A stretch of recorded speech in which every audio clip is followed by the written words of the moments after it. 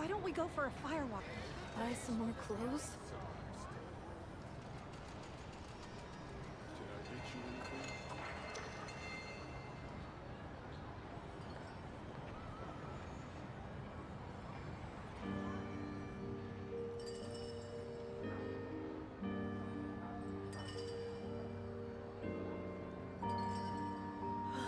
So cold. Why don't we go for a fire water to warm up? I can't drink. Maybe we should just buy some more clothes?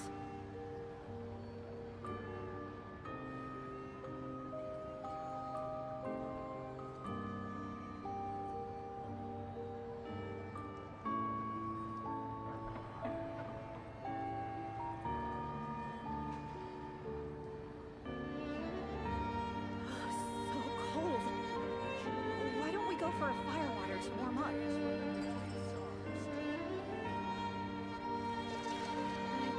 I can't drink. Maybe we should just buy some more clothes?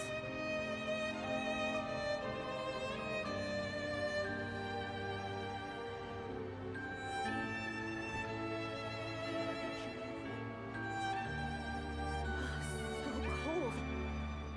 Why don't we go for a fire water to warm up?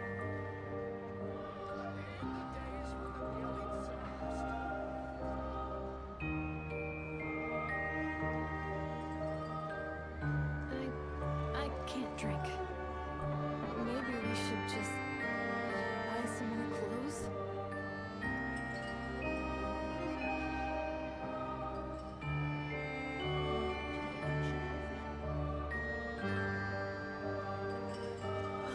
So cold. Why don't we go for a fire water to warm up?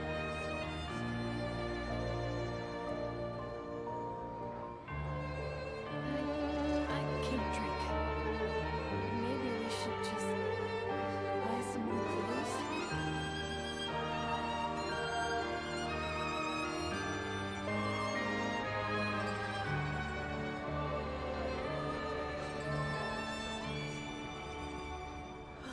So cold.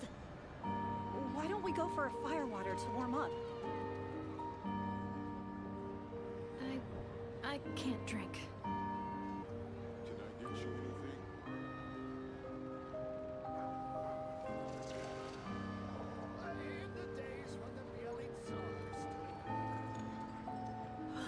So cold. Why don't we go for a fire water to warm up?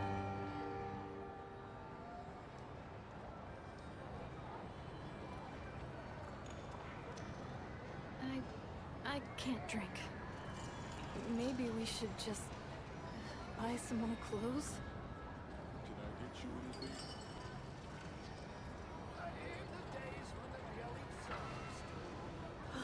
So cold.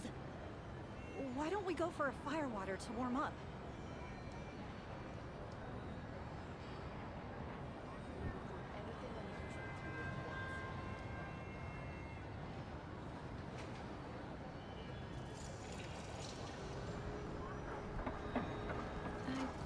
I can't drink. Maybe we should just buy some more clothes? So cold. Why don't we go for a fire water to warm up?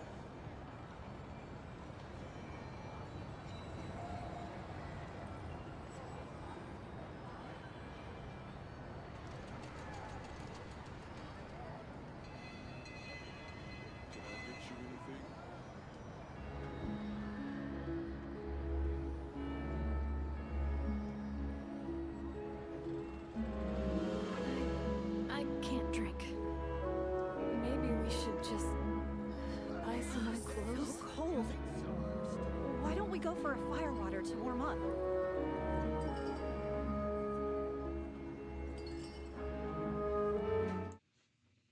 Oh my god. Okay. Hello, hello. Good morning, good afternoon, good evening. I hope you guys are doing great.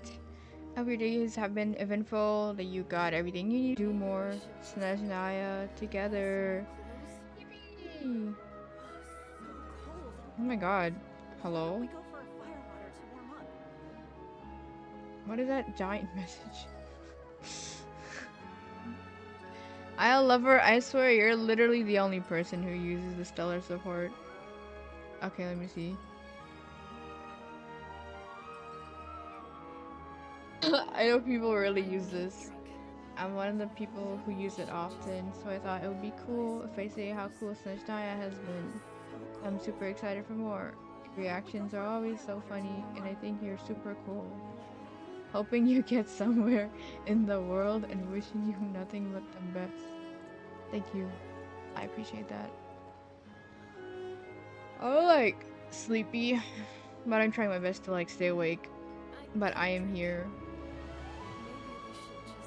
I'm being so honest. I don't feel so hot right now. Joke unintended. Pun unintended. But I did still want to stream because I do love streaming and I do love spending time with you guys. And yeah, so why not? You know, thank you for your kind words. I feel like it's like you knew I was feeling bad, which is super funny. But I appreciate it a lot. I can't wait to do more Snezhnaya as well. I kind of want to, like, I want to do it, but I'm feeling bad. And when I feel bad, I don't feel like doing anything, but, like, I don't want to, like, just stay in a bad mood. Why don't we go for a fire water to warm up? But yeah, I will pull through.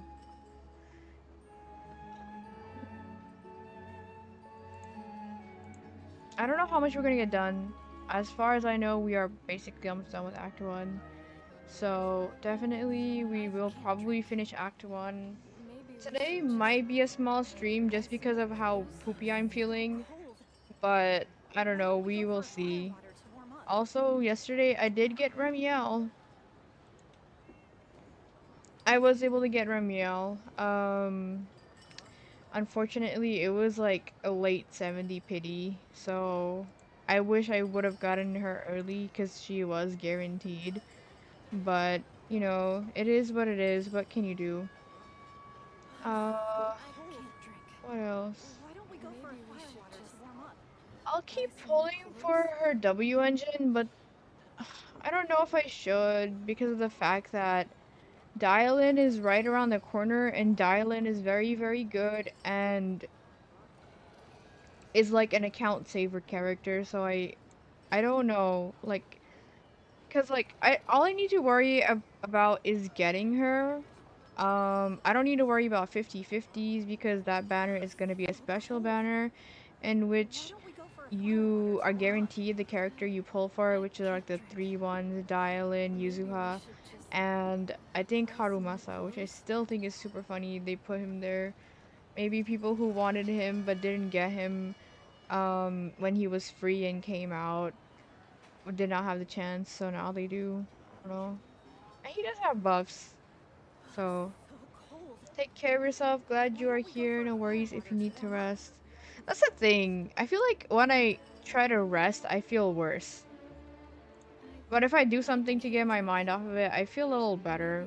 So that's kind of what I'm doing, or what I want to do. I'm almost BP level 20. I did not do my daily, like my weekly bosses because I know it did reset. However, um, I'm gonna do my weeklies after the reset, like the weekly reset thingy. No, not the. What am I saying? I will do my dailies after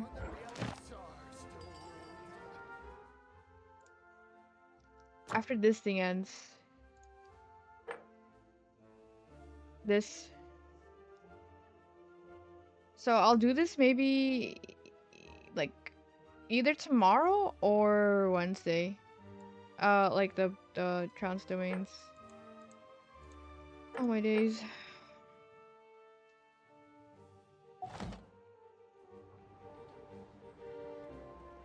Hello, Praxi.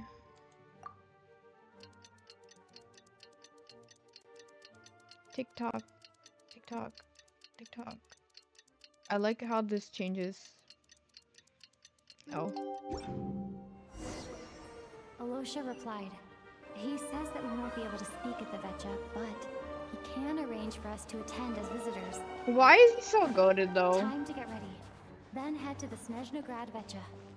Why is he actually so goated? He's like arranging everything for us. He arranged for us to have a meeting with a Rokat. He arranged for us to, I guess like apply as well. He arranged a doctor for us. Now he's arranging for us to go to the Vecha, which I think is super neat. He's literally doing everything for us.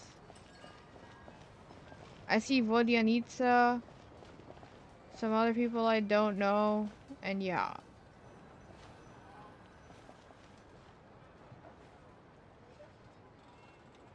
Ah, Miss Vodyanitsa, prima donna of the Korolievsky troupe. What? Surprise meeting you here. Will you be sitting in on a session of the Vecha? Why is Himiko's voice actor here? So true. I love Chia Chord. Sorry, I'm not taking interviews today. Oh good, you're here. The session's about to begin. Let's get inside. Please wait, Miss Vodyanitsa. Could you introduce me to your new friend? Girl, no. No. We are not taking interviews at this time. Leave us alone.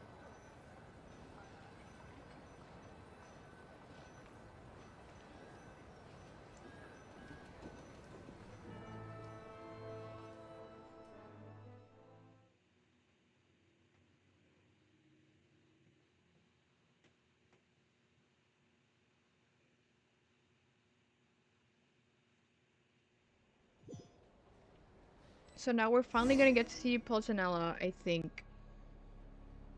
What the? Hello? They're just spawn us in the middle. Shortly after you take your seat, the meeting of the Snezhnaya Vecha officially begins. Discussions on whether to extend Project Studio are saved until the end. As a rooster, Pulcinella shares various energy-related statistics. The dull and lifeless room suddenly becomes very animated.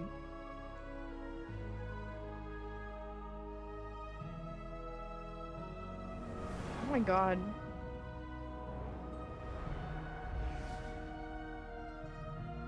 In summary, the energy management commitments made for the outgoing period have been delivered upon. Furthermore, both the production and consumption of Kresnik Crystal show clear signs of stabilizing. The relevant agencies have assessed the present circumstances and determined that the status quo can be sustained until the next period. For detailed statistics, I would refer you to the industry reports that have been distributed to all persons present. It should also be noted that while the recent blizzards have led to a significant increase in people's energy expenses, this is strictly a short-term phenomenon associated with a remotely located monster. Okay. Her Majesty the Tsaritsa is giving her full attention to this matter. We should have every confidence that it will be dealt with swiftly and conclusively. A financial report on disaster relief is also present in this report, courtesy of Pantalone. Why does it keep getting noisier in here? They cover the same old ground every single time. The rooster never seems to mind, but everyone else is getting tired of it. There's a general lack of trust. People aren't seeing any tangible benefits that affect them directly. Of course, none of that will be reflected in any of the reports on the table. Bruh. Yeah, if it weren't for these hard copy documents, I could have at least made something up. Help? I've been meaning to ask, why are you still here? Oh, don't mind me. I'm just out here trying to hit my interview quotas. Bring out the kvass. Ever read it? Best-selling newspaper in town. If I remember correctly, you guys don't even have a sales permit. You have to sell from stalls on the street. Okay then, best-selling street stall newspaper in town. Still counts. Bruh. Order! We will now open the floor to the representatives. If there are no further substantive issues to discuss. We will then proceed to a vote on this motion. I see Sandrone, Child, and Fantalone. Snezhnaya has a long tradition of treating members of the Fatui armed forces and their dependents favorably. But recent surveys shows that Fatui families in remote areas have access to 15% less crystal than the average civilian family in Snezhnograd. Oh my god. It's been said many times before, but it bears repeating now. There needs to be a clear and consistent rationale behind how crystal is allocated, or we will soon face immense public backlash. Perhaps you wouldn't need to keep repeating yourself if you would hear me out for once. I say again, true consistency exists only in principle. In the real world, fairness is relative. You appear to treat resource allocation as a simple function of production and population. So what about when the equipment used in production breaks down? Have you factored that into your equation? And do you even know how long it's been since Snezhnaya last conducted a census? If I knew the answers to questions like that, I'm sure I'd be a very wealthy man. And I doubt I'd be going by child. I'd like to bring the focus back to the specific issue I raised. Or do you wish to deny that favorable treatment for Fatui dependents is our long-standing policy? It's easy to be a critic when there's no accountability. That seems to be a running theme in the anti-Project Stuja cohort. Defeat the ringleader and all other problems will magically resolve themselves. That's what they seem to think. But in case you aren't aware, not one jot in my report would change whether Project Stuja continues or not. So you have no intention whatsoever of finding a solution to this problem? On the contrary, I'm the only one here who ever brings solutions. Child opened by speaking up for the armed forces. Regrettor Girl? struck back with style and a war of words ensued. What is this? What was that segment? Our reporter was live on the scene to get the audience's reaction as it all unfolded. Who do you support? I think Child raised some issues that need addressing. The people have spoken! Child received raucous applause from the crowd as he pushed Regrettor onto his back foot with a relentless barrage of questions. It had to be seen to be— Now you see why they don't have a sales permit. However this reporter wants to spin things, I haven't forgotten that Tartaglia was representing the Northland Bank when we first met in Liyue. So, surely their relationship can't always have been this strained. You two are getting off topic. Let's focus on what the data is saying. Mr. Pantalone, may I speak on your behalf? You'd make sure, whatever. Oh, please do. I'm more than happy to save my breath. Crystal distribution policy undergoes modifications with each new period. The ultimate goal being to find the most reasonable method of allocation, which I believe is what Mr. Tartaglia also seeks. But I fear many may have been misled on this topic by extremist activists. To clarify, Project Stuja is not the root cause of the problem. It is merely a framework for resource distribution. The most recent reports all point to Snezhnaya's resilience and adaptability during this period of fine-tuning, and give clear indications that a distribution framework is improving with each iteration. To make drastic adjustments without first considering the risks would likely do more harm than good. It would be a waste of the hard-won experience we've gained to date. Renowned scholar of finance, Arapov spoke up to clarify the fiscal logic, clearly alluding to social organizations like the Rokot in his words. Girl, silence! What the hell? Oh my god. With the notorious Lelek still active to this day, should the Rokot be held responsible? No, there is someone else to blame. Where did you get Rokot from? And who is this Lelek? She's just rephrasing what Mr. Pantalone said. The Rokot are the critics he accuses of taking no responsibility for their actions. As for Lelek, you won't have heard of him yet. He's currently the most famous member of the Rokot. Well, more like infamous. Ending Project Stuja has become an obsession for him. Unlike the more decent ones among us, He believes that votes in the Vetcha are all that matter. Oh. So whether it's threats, coercion, or bribery, he'll use whatever means necessary to get people to change their vote. Yo, my earbud keeps falling out. This is so toxic. Can you lock in? There's more to the roll call than I thought. And since we're already on the subject, what do you think of Lelek's methods? Are you for or against? I still can't believe they got Chi out court to voice this random lady that's kind of annoying. I feel so sad. I can sympathize with him. Hard to say. I suspect there's more to his story. He seems a little extreme.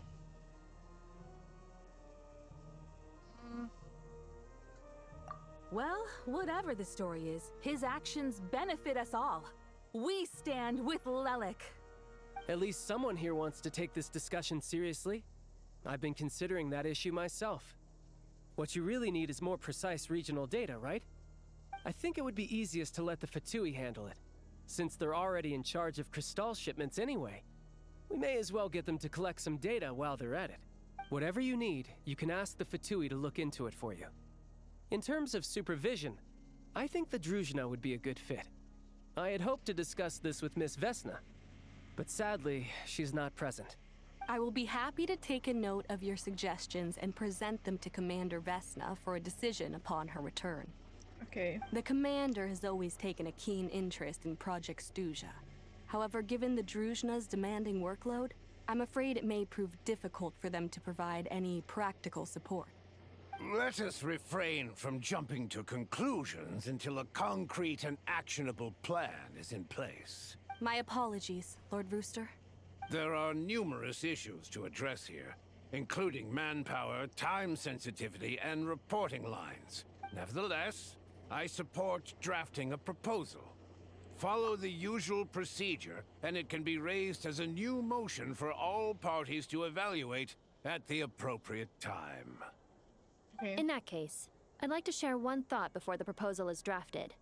The issue of time sensitivity was raised just now, which I presume relates to the official reports.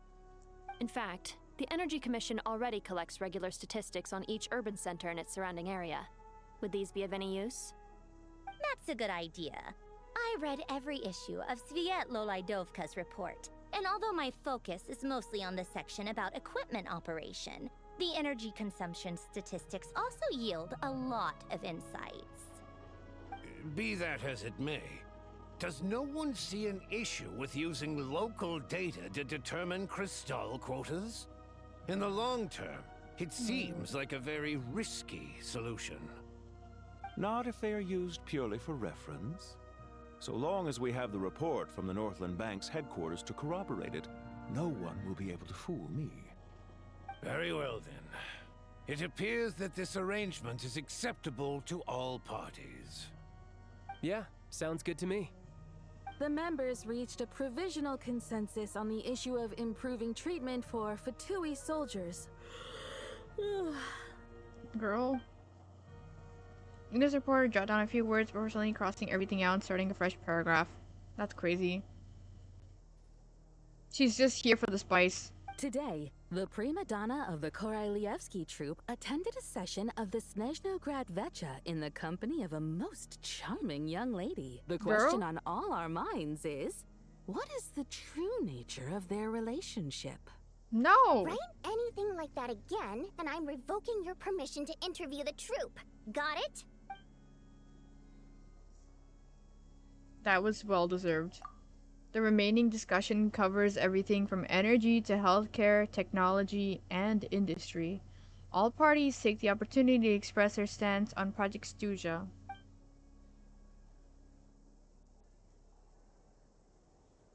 You ignore Mironova as she carries on with writing her sensationalist report, but after a while you start to feel that reading the news from her might actually be more interesting than being here in person. Now then, if there are no further contributions from those present, we shall proceed to the final vote. Hey, check it out! Is that Shugunov? What made him vote against? Why now?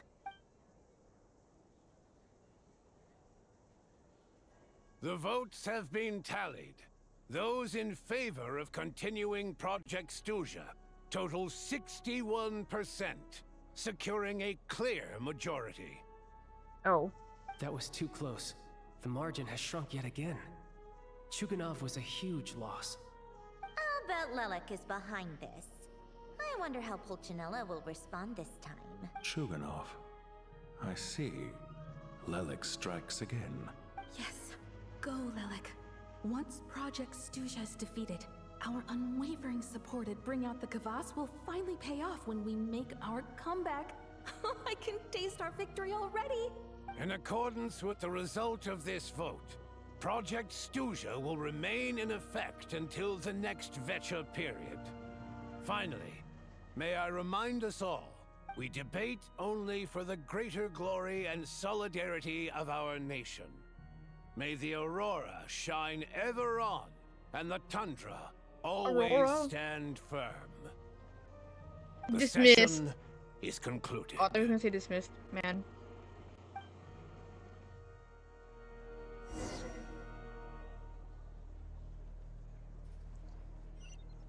Oh, that certainly got interesting. Oh my god, these seats. Oh god. Child is gone. I think this is where Sandroni's at.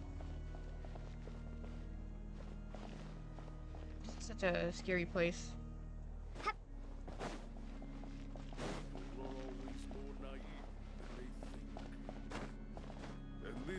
That's so funny. They said you can't go up there. You can use my glider in here? Oh wait, I can get up there. Oh, I can. Please. Can I go back? No.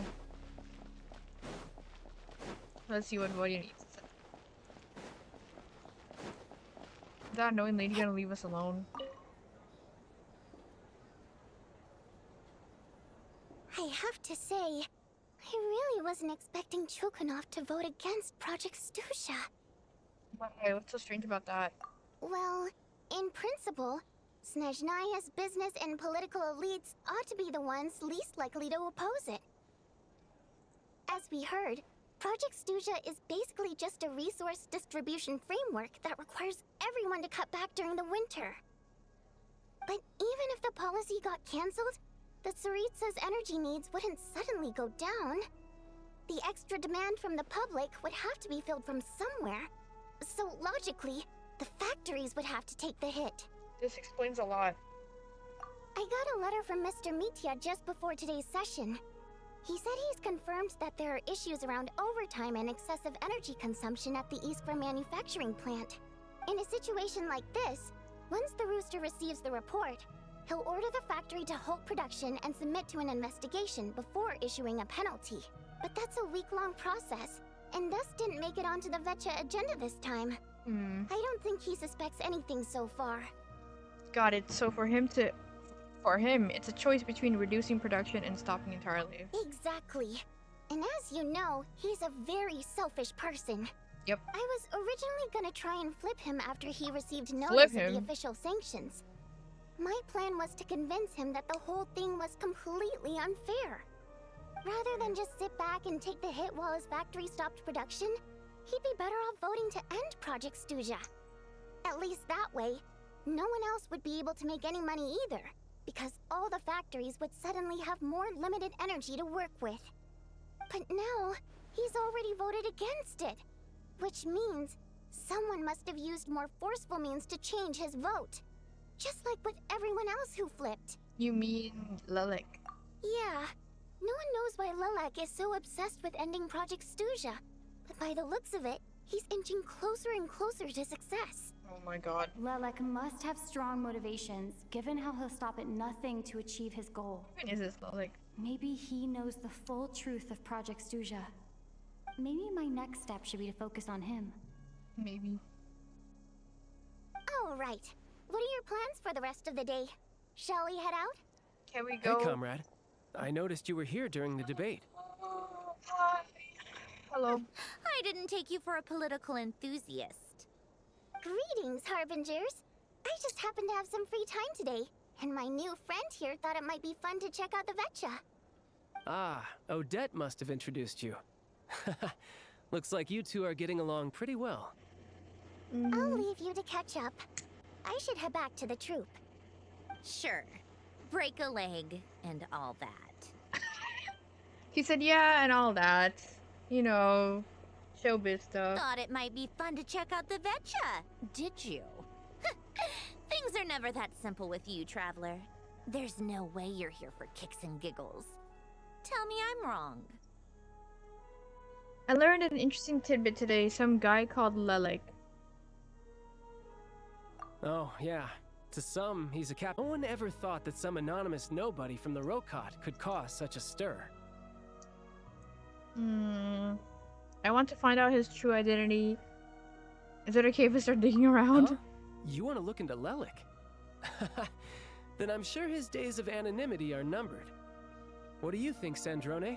Okay, he gets by chance me, to I compliment guess. us. If He the takes Traveler it. actually manages to expose Lelik, it'll be doing Pulcinella a favor. In return, it seems fair to let her in on what we've learned so far. My thoughts exactly. Sharing is caring, after all. What? Head back to Glupov and grab the files on Lelik. It's easier to just pull the records than go through the rigmarole of getting the Traveler a visitor's permit. Okay. As you command, child, sir. In that case, since we're going to be waiting anyway, I'll have someone brew a pot of black tea. Black tea.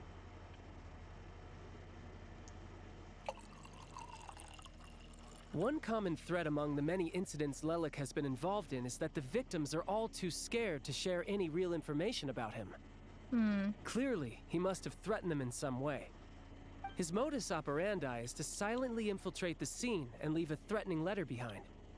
But neither the letters nor the crime scenes ever yield any clues to his identity. So all these files have to offer are short statements by the people affected. They don't give us a lot to go on. If nothing else, it shows we're dealing with a trained professional who's versed in counter surveillance.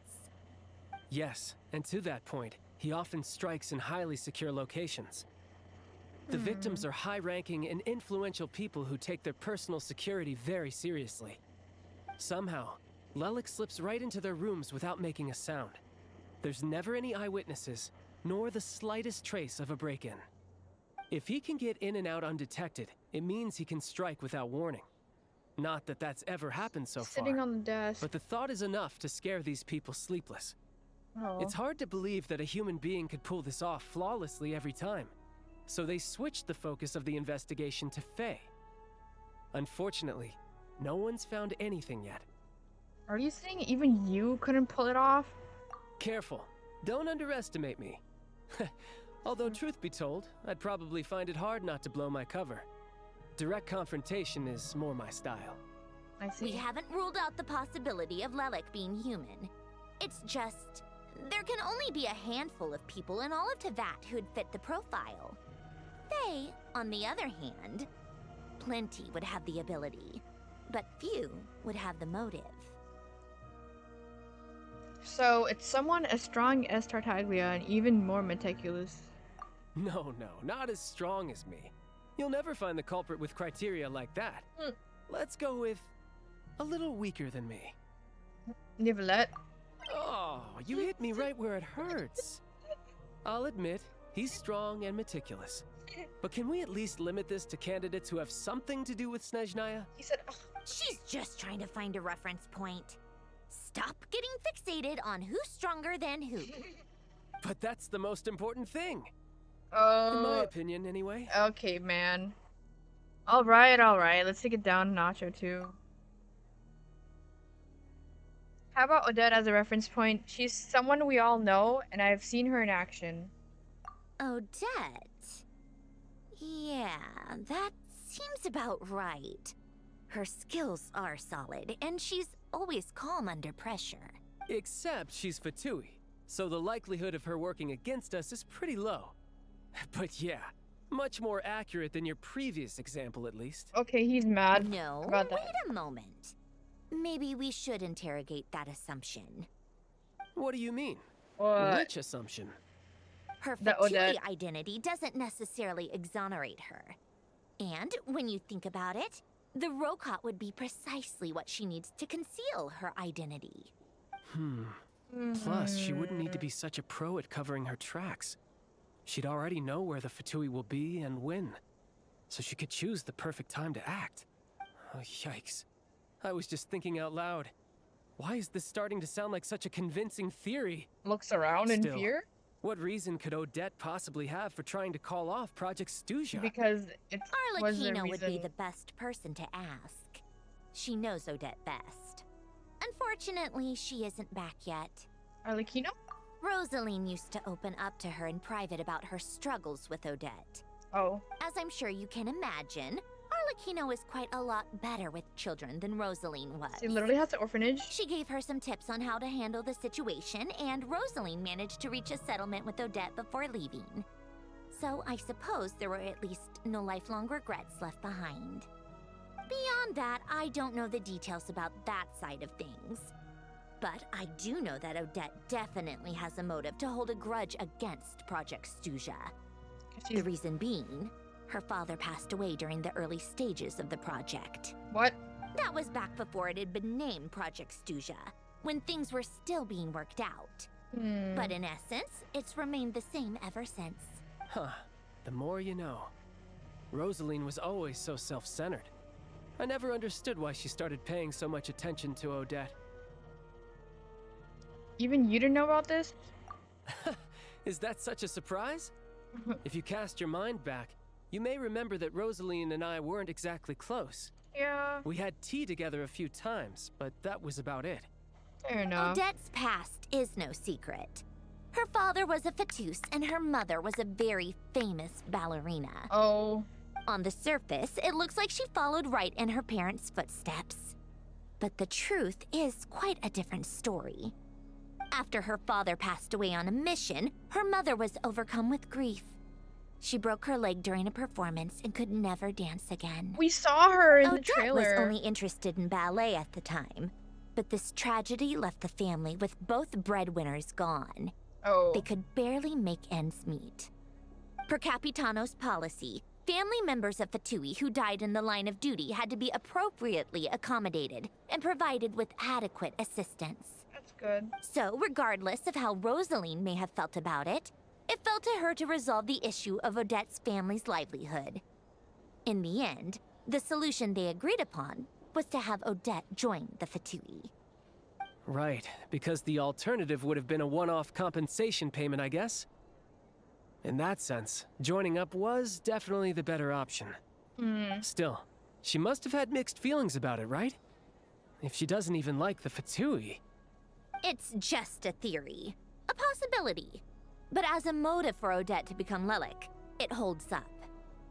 That said, I have no idea where Odette's head is at right now, or what her conflict with Rosaline was about. Plenty of people were on bad terms with Rosaline. I have no intention of trying to figure it all out. So, Senora actually wanted to mend her relationship with Odette. Yes, but there's not much point in discussing that now. Yeah, back to Lelik. Since our investigations so far have turned up next to nothing, we've got nothing to lose by trying a new angle. Funnily enough, Tonya and I had actually made plans to go to the theater tomorrow to watch Odette's rehearsal. Unfortunately, thanks to this Lelik situation, I'll be stuck working overtime again. Man. Which means you can go in my place. No point wasting the ticket. Plus, you'll get to meet Tonya. What's the rehearsal for? Spirit Seeker. Quite the classic ballet. It was passed down through Odette's mother's family for generations, though it hasn't been performed in years. But Odette's been practicing it diligently, and it's finally ready for a return to the stage. Excitement is through the roof. Tickets for the official performance sold out long ago. And yeah, Tonya's he's just excited giving for her it too. ticket, like, She's desperate to see it no matter like what. that.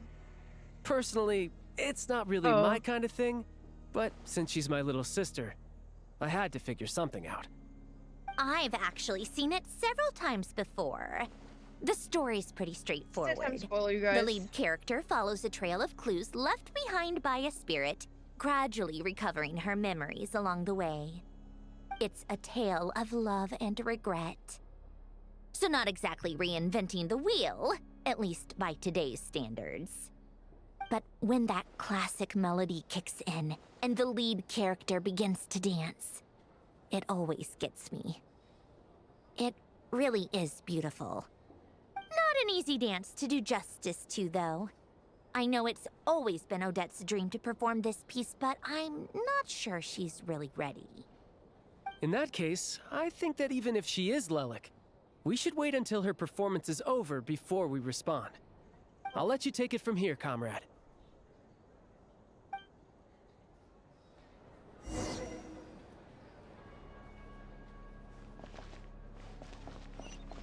So we go back to the restaurant. Once again. Okay.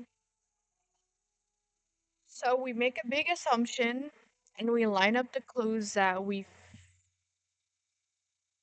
feel like Odette is Lelik, which I still think it's so funny because we just said that as like a joke. We're like, oh yeah, so if we're doing a reference point, because Child's pridefulness was like, no, not Nivelet. He's not even from Snezhnaya. So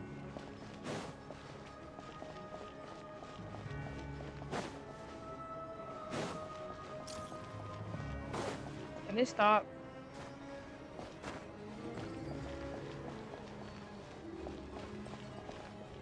What?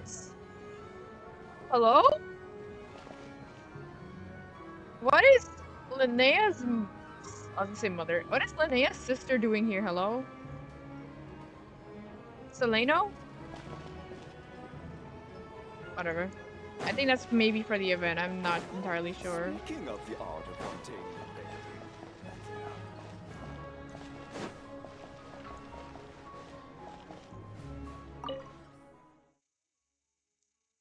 Oh my gosh.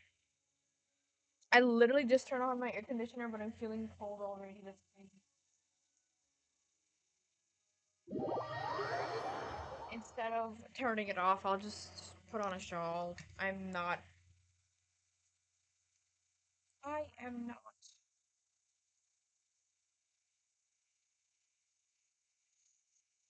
Shawl. So are we gonna go tell Paimon everything? I don't tell like Vodyanitsa and like Alosha, like, oh yeah guys, I think it's Odette.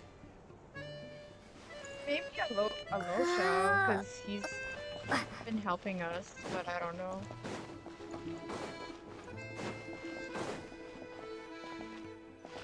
Paimon. Sounds like you made a ton of progress today. It's good that everything's going so smoothly. Next step is to head back to the theater and get a clear answer from Odette. It could be easier said than done, even if she's the one, she won't necessarily admit it. Either way, Paimon doesn't get the sense that she's a bad person. Sure, she might have done some pretty extreme things, but Paimon bet she has her reasons. Maybe this is going too far, but like, with everything she's managed to do so far, wouldn't it make more sense in theory to be even more, you know, heavy-handed? What does that mean? Why leave a letter when she could, well, we know there are plenty of other ways to keep people in line, right? The point is, she could have gone further, but she didn't. Yes, so, yeah. if it is her, she's got some principles at least. I want to believe in her too. Yeah! Well, all you can do is follow the facts wherever they lead. How are you feeling today?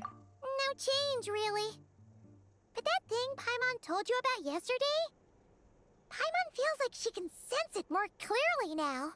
Oh? Hearing you talk about your day makes Paimon itch for an adventure. If only she could be there with you so we could experience it all together. Yeah, I wish you could be there too. I'm not used to adventuring alone. But don't worry, we'll get to the bottom of this. Guess it's just one of those things. Never mind. Paimon will behave herself and keep resting.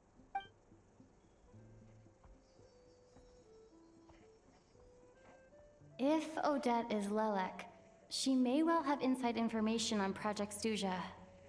Her father was involved with the project's early implementation and tragically died in the process. Now, she's dedicated herself to bringing it to an end. It's hard to imagine she could have gotten this far without knowing anything at all about the Tsaritsa's true intentions. When she spoke to us as a member of the Fatui, how much did she let on? And how much was she hiding? Only time will tell. Maybe tomorrow everything will be answered. For tomorrow. It's snowing! Could be a tough day ahead. Make sure you wrap up warm tomorrow. Bro, we're barely closed. Are they gonna show us? Ain't no way. It's the end of Act 1? I did it? I'm not delusional this time? Oh my god, I did it. I finished Act 1. Let's go. Also, hello Xena. I just finished Act 1 apparently. That's crazy. Oh my god. We did it. We finished the story of Genshin Impact. I'm kidding. Now that's like 5 posts? Yes. I'm halfway there. Got exciting news. Were you able to download the game?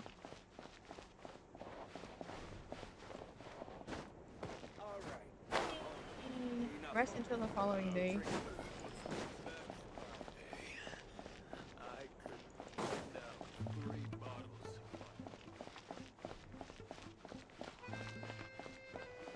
Oh, you're playing right now? That's awesome.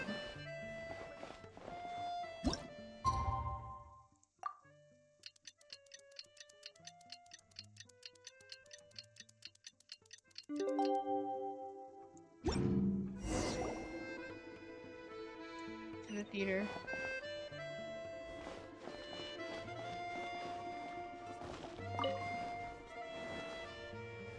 Hi Mom, what do you gotta say?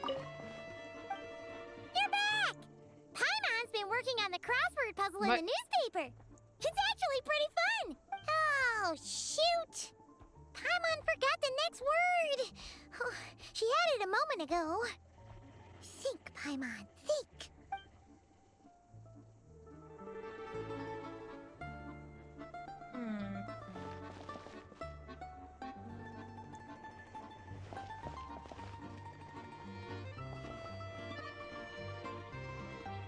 Come on, you can read this? I can't even read this, bro. You got Dia? Oh my god, that's awesome. Dia's so cool. I love her eyes. It's really pretty. Congratulations on getting Dia. Okay, so I'm gonna go to the theater.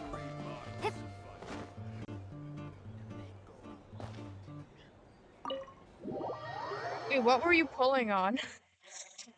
Cause I don't know. Are you pulling on the standard banner or are you pulling on limited?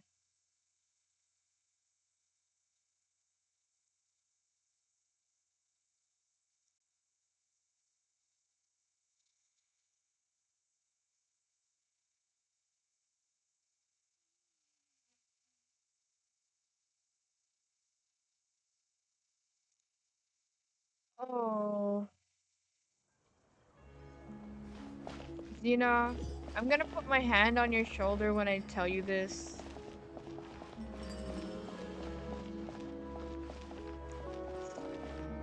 Xena, I'm gonna put my hand on your shoulder when I tell you this. But I think you might have lost your 50-50. Okay. It's good that you're not mad though. However, let me show you something really quick. Let's do it. So when you go in details, it'll show you whoever is whoever's on the character banner, whoever's there, right? So, as you see, of course, Odette is the limited character, and then all these other characters are the ones that are not limited. So you could get any of them every time you lose at 50. I think. Yes. Okay, yes. She's just rated up. I don't care if I lost. That's pretty good though. 25 is pretty good. I have no idea who you pulled for or which limited banner you pulled for. But these are most good characters. What's her name? Arlecchino and Odette.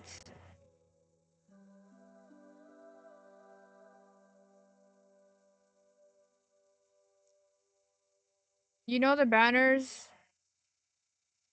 You're just looking in your eyes so you don't mind. Oh, okay. I couldn't tell because it sounded like you didn't know that she was a character.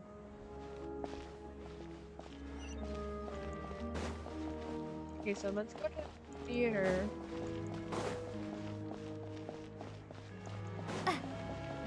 Arlecchino. Oh.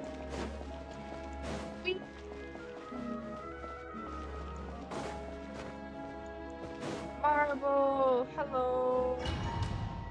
Hi, hope you're well.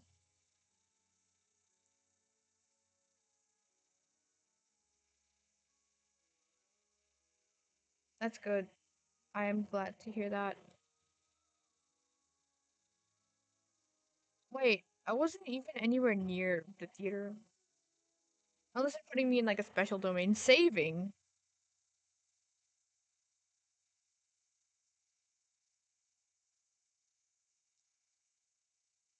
Could be better, but I'm getting there. I just need water. Stay hydrated. You knew for a long time she was standard. Okay. That's good. You could get her C1 too because I'm pretty sure. I mean, I don't know if they're gonna do it this. Whoa, wait, this is kind of sick. This is sick. The snow? It's snowing so much. Hello? That music? Oh my god, I love this so much. This is the most peak thing I've ever seen. Yeah, but I don't know if they're gonna do that again for the anniversary. Where you can select the 5-star standard character of your choice. I feel like I hope that they don't like keep it limited to 5-star standard characters. I hope they keep it at least where you can obtain an old 5-star character, which I have been asking for a while. Like the ones they have in To Temper Thyself. I would love that so much. That's good. I respect it. That makes 2 Pyro Claymore DPS players in the chat. What is this? Bro, I don't like this. Okay. Well, whatever. It worked out. Ooh, it sure is cold today. I wonder how much heavier the snow's gonna get. Here to see Odette? I just need to see your tickets for the preview. Here you go. Perfect. Thank you. I'll hold on to your tickets. Come on in. It's freezing outside. Okay. What about you, sir? What's happening, bro? What is actually happening, bro? Why is there a blizzard happening? Don't blow us away like when we first came to Snezhnaya, please.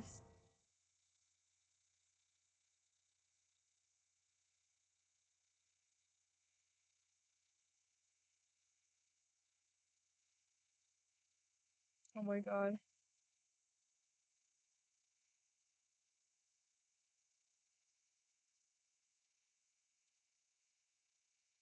I feel like I'm about to witness peak.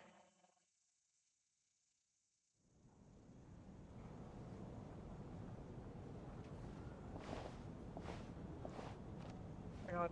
So in fear. I think I'll leave the Lelek question until after the show's over. Then I'll go find Odette. Are we just gonna go up to her and be like, yo, are you Lelek?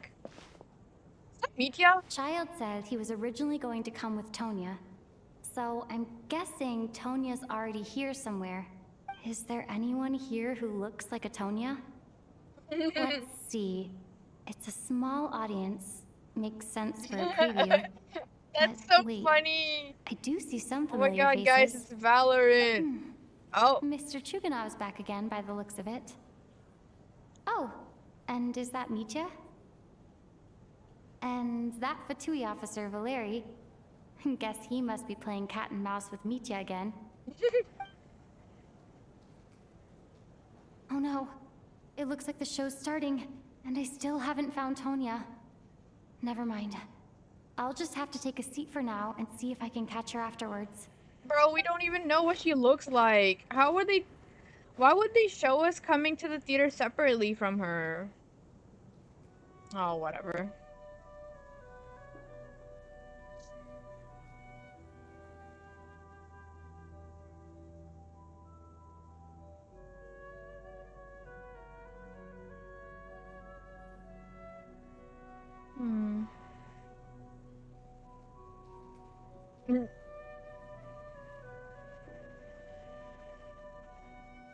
I'm so glad that they show them actually dancing and stuff. And like performing. Bro is scribbling in his little scribbling book. Nah, why is it giving Death Note? Oh my god, bro, please. I was just joking. Mitya, why are you Death Noting? Mitya? Mitya, put that book down, bro. Yo, what was that? Oh!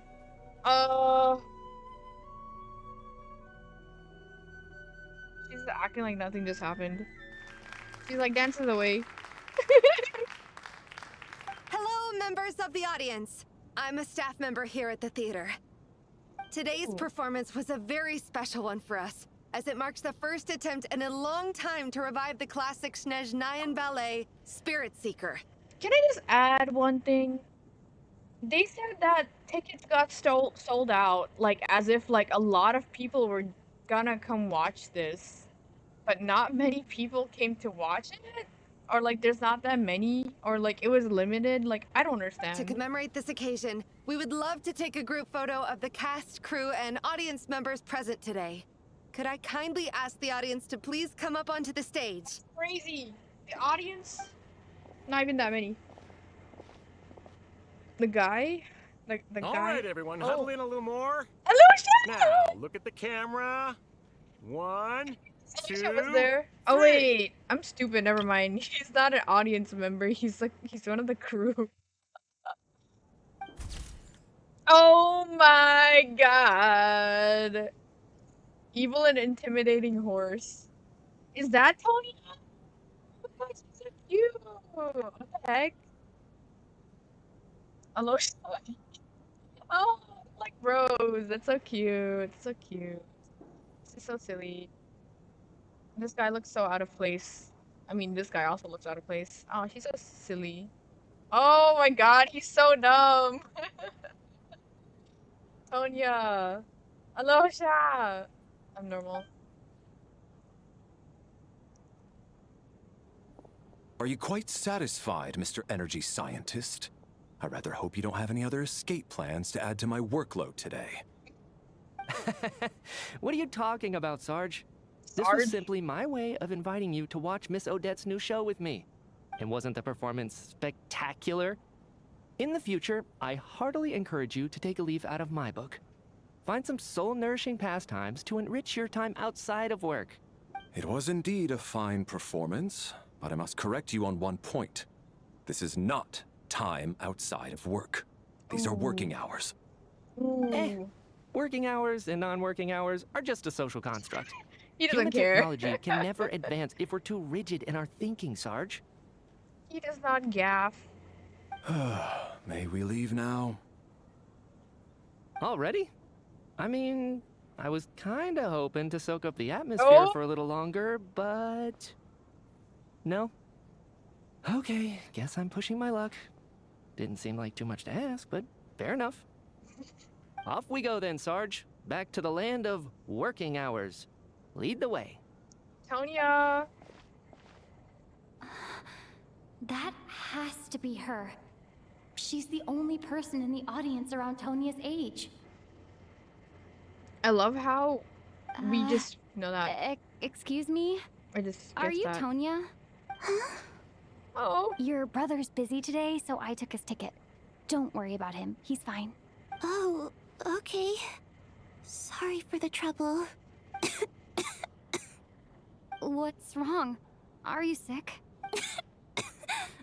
No, I'm fine. It's nothing. Wait, the guy was freaking out in the Maybe seat she caught a though. cold on the way here because of the weather? Oh. Why the I haven't seen snow like this in a long, doors long open time. like that? It's most unusual. I know. It's completely white out there. You can barely see a thing. I've never seen such heavy snow in my life. Oh my god. Let's wait it out for now. You'd be lucky not to freeze to death in this weather, let alone find your way. Yeah. Well, look at that. Maybe we shouldn't be in such a rush to get back after all. What do you think? Let's wait and see. Why do you need to take it so seriously? Fate has given us this wonderful chance to take a break. We owe it to ourselves to make the most of it.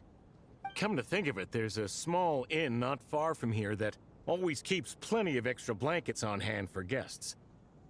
Not far from here, and this place is like on a bridge on like a separated thing. I know the route well. Shall I head over and borrow a few blankets? That way, anyone in a hurry can wrap up warm for the journey back. Just remember to return them next time you're over this way. Sir, there's really no need to go to all that trouble. Hey, it's no trouble at all. Wait here, I'll be right back. Rip media. What a kind gentleman. Very good. My wife and daughter are waiting for me at home, so I shall be heading back as soon as I get my blanket. So... Are you expecting us to go back to the Armory Palace wrapped in blankets too? Don't worry about that. I made arrangements in advance. Should I not return to the Armory Palace within 3.5 hours after Operation Showtime begins, an armed squad will be sent to collect us. Operation Showtime. They will escort us back. You are one of our key military personnel, so any weather-related risks must be eliminated. Oh my god. Operation Showtime? So, wait. Every single time you drag me back to work when I sneak out, it's a whole official operation? I gotta say, you've really turned this into quite a moral dilemma for me. It's snowing pretty hard out there. I think you should stay here for now. You seem a little under the weather. Sure. My brother might come pick me up in a bit anyway.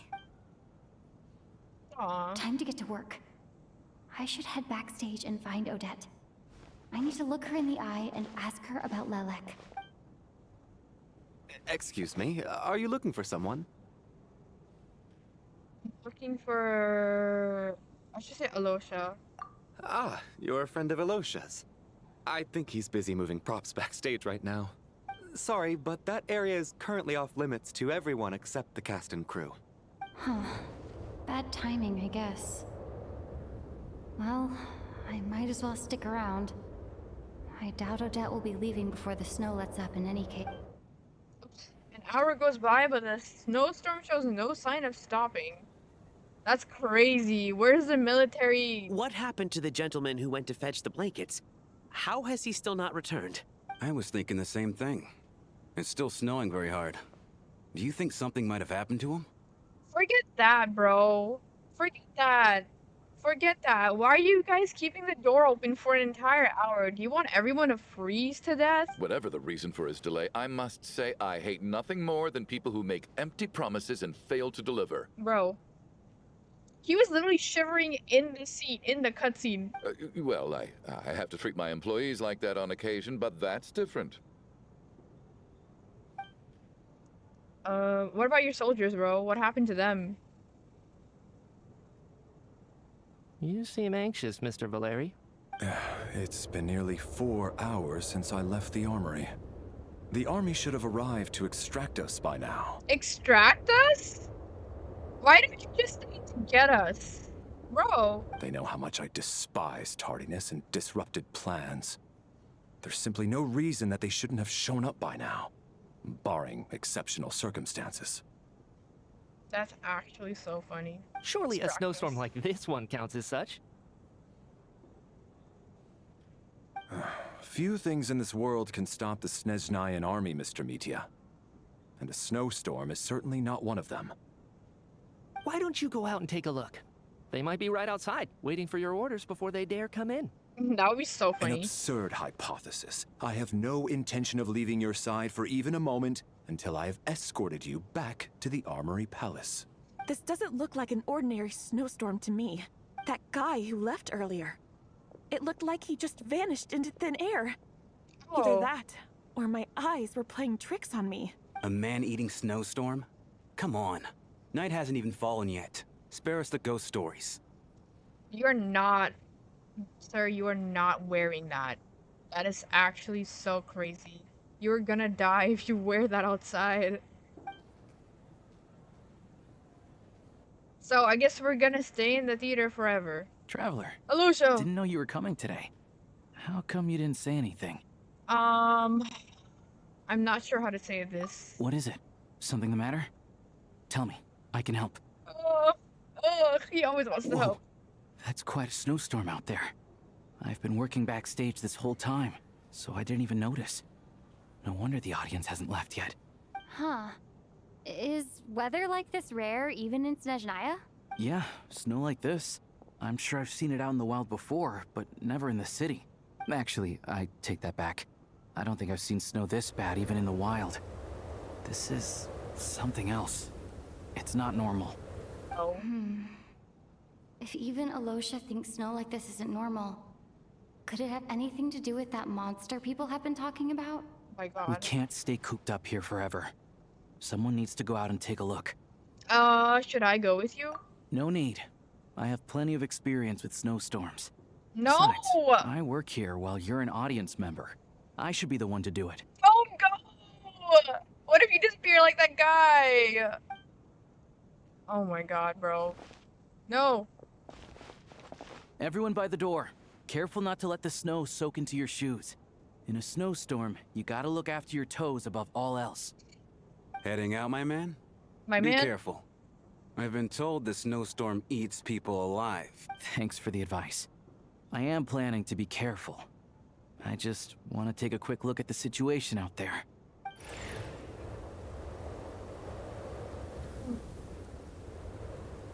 Bro, don't disappear. Oh, thank God. He's back! He's back! How was it? What's going on out there? It was like nothing I've ever seen before. Did you see any soldiers patrolling the area? Something about this storm isn't right. He's like, anyways, I'm gonna ignore this guy. There's no one out there. I didn't see a single soul. And something in the air gives me the creeps. This isn't your average snowstorm. I suspect it might be related to recent events in our nation. I strongly advise everyone to stay here until the snow dies down. Are you serious? So all of us are trapped here now? That sounds a little far-fetched to me. You want to go outside and see? I, for one, am not risking my neck in that weather. This just turned from a minor delay into a major hassle. We can only hope that our friend who went to fetch the blankets just ditched us and went home. Is it really that bad? But my daughter, I won't be able to read her a bedtime story tonight. Is it really that bad? But my daughter. Huh? What are you all still doing here? We're stuck here. Whoa! It's snowing hard. Cast and crew from backstage are quickly brought up to date with the situation. So now we're stuck here? Oh, this is terrible. Luckily, it was just a dress rehearsal today, so there aren't too many people here. On the bright side, the theater's always well stocked with supplies. If the snow still doesn't let up as we get into the evening, You can spend the night here, everyone. No way, slumber party. At least, I assume that's alright? Odette? Fine by me. This seems like a sensible backup plan under the circumstances. My thanks to the theater for being so accommodating. What are you staring outside and praying for, my man? You You my anxious man? to get home too? My man, my bro. Oh, your majesty the Tsaritsa, I beg you, please do not let tonight's snowstorm stop. Why? This is a golden opportunity to spend the night under the same roof Oh, as the two top brother. stars in all of Snezhnaya. It's a once-in-a-lifetime experience. I think I've changed my mind. Your face! Sir, if you so much as look at us funny, you'll be seeing stars in a whole other way. Behave yourself, or you'll be begging for that blizzard. Oh my god, because this is crazy. This is crazy. Whatever he's indicating is insane. Oh my god. It's getting colder. We need to keep the indoor temperature up. Can we close the door, bro? Close the door and lock Thank it tight. God. Let's head somewhere Somebody with sense. I'm sorry, but like, what? Why would you keep it open? Oh my god. Wraiths Nocturne. Wraith? Oh, hell nah. What do you mean? Walls of love and regret. At least we get to keep the photo. Check on the group. I want to see. Why is my connection so bad? Hello. I want to see Alosha. Yo, hey guys. Nobody's there. Okay. That's so funny. That's so funny. They really said, put all the playable characters in one room, and then put everybody else in another. Tonya, I want to check. How are you feeling, Tonya? I'm fine. Sorry to worry you. I'm used to it by this point. I take medicine for it. Oh. My brother usually helps to get it ready for me. Child must take great care of his sister. He's never mentioned Tonya's illness, though. You know, I actually find this whole thing kind of exciting. Stuck in a strange place thanks to a snowstorm. Having to spend the night with a bunch of interesting characters. It's pretty cool, don't you think? You're right, it's certainly a novel experience. I'm sure most kids share that wish. Exactly. Aww. It's like one of those stories where an ordinary school trip turns into a magical adventure. I've always wanted something like that to happen in real life. Oh no. I'm fine, really. Just got a little overexcited. Look after yourself. Otherwise, your brother will come after me. Oh, I love it. I love it. I love the way she said that. Look after yourself. Otherwise, your brother will come after me.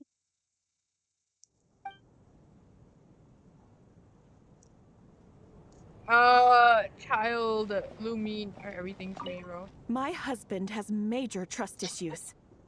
To him, I doubt even this snowstorm is a good enough excuse for me to stay out all night. That's the price of marrying into wealth. You'll get used to it. I'm not about to stop you if you want to leave. Oh, but wait, don't they're drag married? me along. They're married. They're married?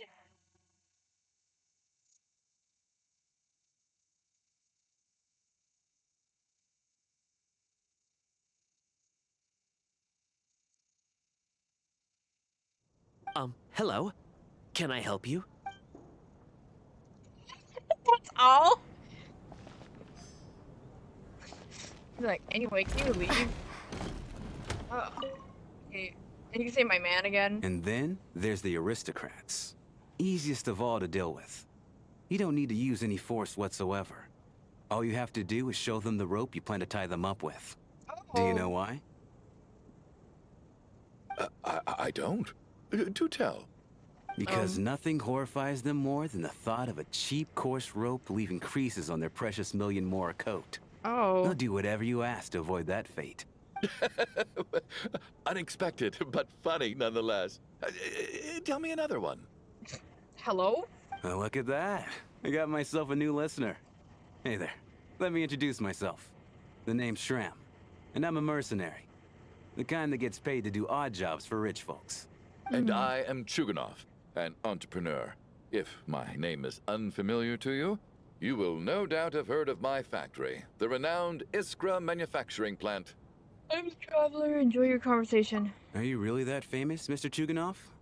How come I've never heard your name before? Excuse me? Is that a joke? Or are you being serious? Oh, I'll have to ask my rope later. He's probably tied up more entrepreneurs than I've ever heard of.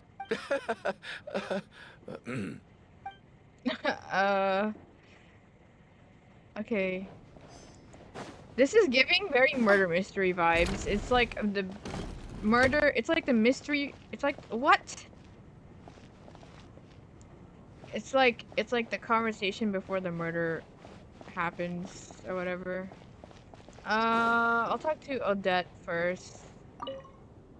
I have to say, even though today was a rehearsal and there were some hiccups along the way, Miss Odette's performance was one of the best I've ever seen. Even compared to an actual show. Oh, I couldn't agree more. Especially considering the weight of the subject matter. It takes a truly seasoned professional to do justice to a theme like love and regret. Do you think we were coming on too strong? Odette's ignoring us again. What about you? What did you think of today's performance?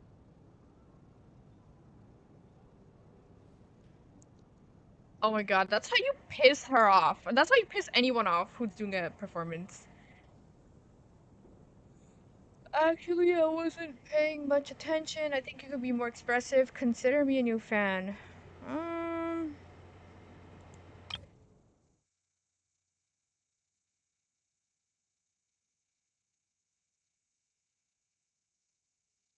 I think you could be a bit more expressive. Huh. That's actually a more insightful critique than I was expecting. You sound like her mom. My mother would agree.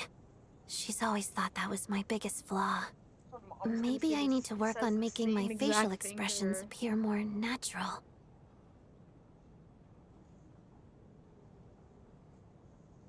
Oh! Speaking of...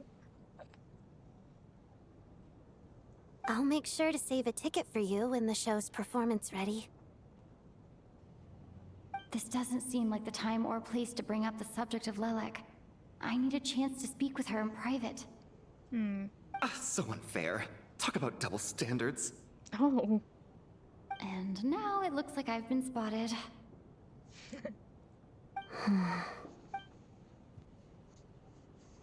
You know Mitya too? No, I don't. I just have a feeling that he might be dangerous. That guy? Dangerous? The one who looks like a goofball?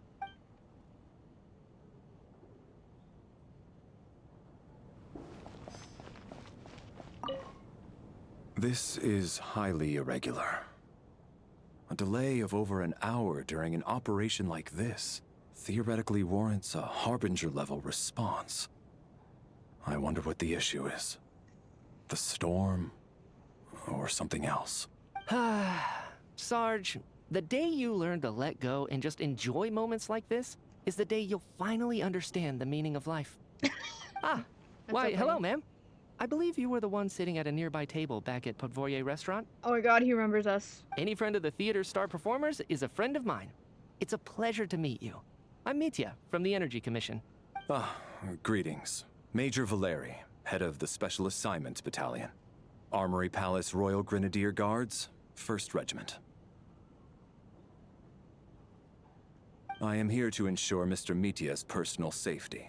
Please let me know if I can be of any assistance. Delighted to meet you both.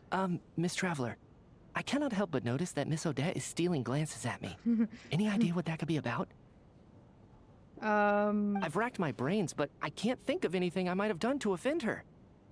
Perhaps she noticed me spacing out during her performance? Keep racking those brains, you'll figure it out. What? You mean I really did do something to upset her? Well, thanks for letting me know. Oh. So, Mr. Mitya, is your work related to Project Stuja? Oh, why are we just upright asking about that? Yes, that's right. The higher-ups in the Fatui transferred me from the Energy Commission to the Armory Palace because they wanted me to... Oh. The scarf, bro, the scarf. Oh. Really? I can't even talk about that? Pretty sure it counts as part of my private life. He said, uh-uh. All right, I won't say anything. Sorry, traveler. As you can see, I'm afraid this pleasant chat will have to end here.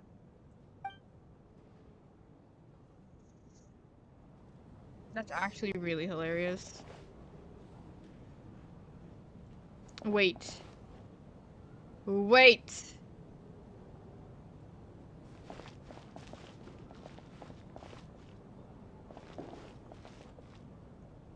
I need to see something. I've heard people say that Media is like slightly taller than the medium male model, but I can't tell.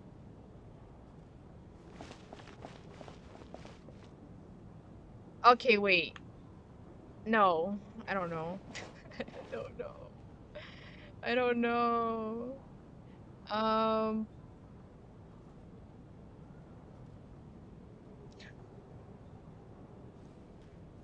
I can't tell. I look, you can't tell. Oh my god, why is he so big, bro? Why is that guy so big? I feel like, yeah, sort of. I don't know.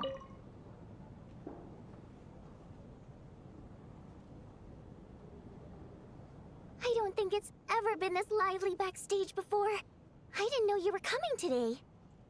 Hey, have you seen Chuganov? I heard he was coming today. Have you spoken to him at all? Not really. I'm with you. This could be just the chance we need. Yeah, I gotta figure out a way to coax some more intel out of him. I want to know why he suddenly changed his stance on Project Stuja.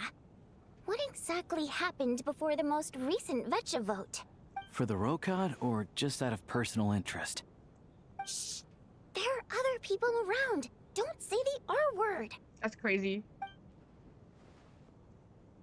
Well, we've talked to everybody. Oh, I bet Paimon's worried. Oh.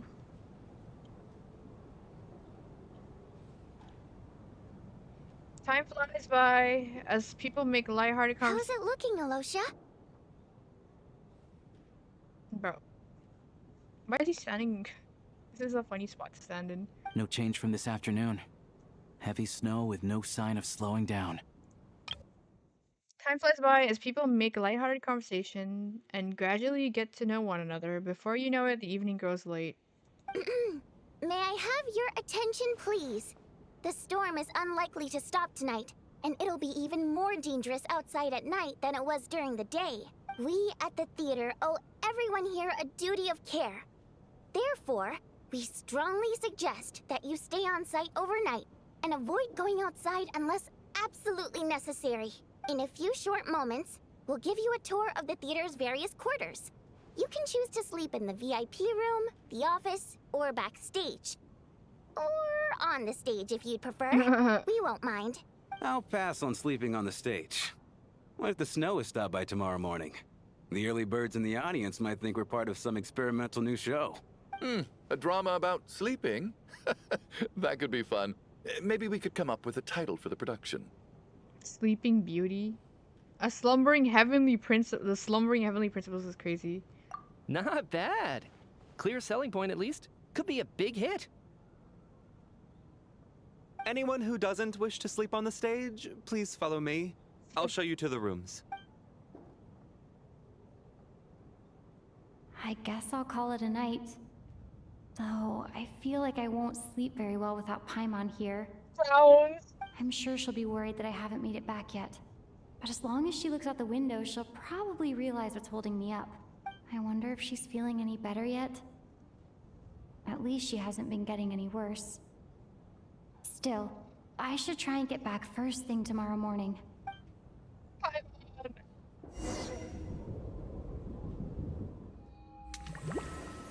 What is this? Hello? Water?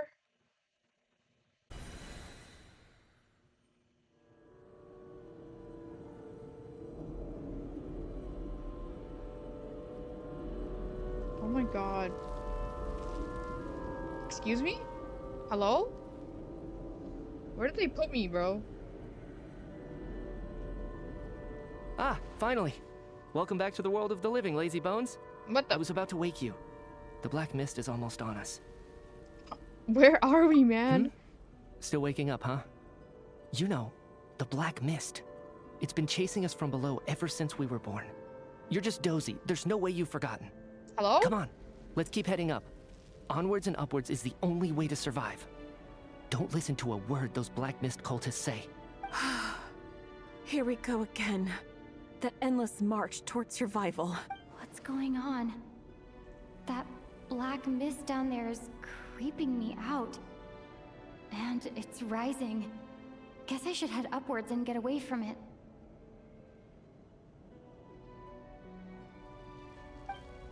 What? Hello? The black mist cultists believe that being swallowed by the black mist leads to everlasting peace. But if you ask me, they're just lying to themselves. We're the only heretics left, the only ones who refuse to give in. We have to keep going. What is this, bro? What am I witnessing? But how do you actually know that they're wrong? Dangerous question there, Torgov. The moment your faith wavers, you start a chain reaction that ends in the collapse of your will. Put the question out of your mind. Stay strong and believe that the black mist means certain death. Okay, but it's not my mind that's the problem. My body's about to give up on me. It's already starting to falter. Yeah. Oh.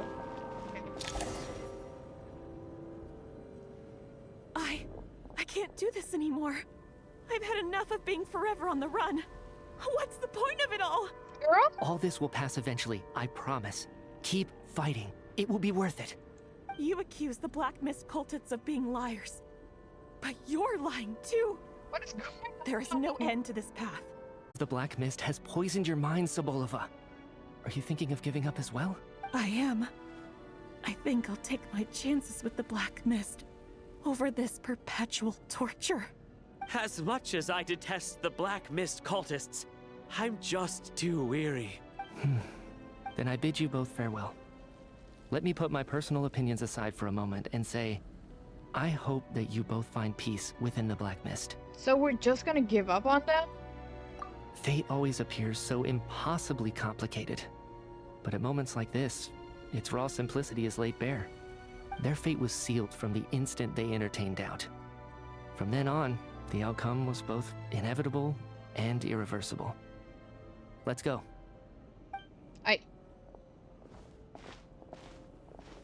What? I don't even know what's going on. What? Torgov and Sobolova are gone. I never thought the day would come when even they would be swallowed by the Black Mist. It's just you and me now. Is it just me, or has the Black Mist stopped moving? Yes, it looks like it's satisfied. For now. 'Cause This it ate happens them, from time bro. to time. But it won't be long before the Black Mist starts chasing survivors once again. No one knows how to stop its advance for good. Hello? What is going on, bro? Well, we should make the most of the precious moments of rest that those two bought for us. Huh? Are you really that sleepy, traveler? Bro. I don't even know what's going on. I'm gonna wake up now. Can we wake up, please? I don't even know what's going on. I'm so confused. Splashed water.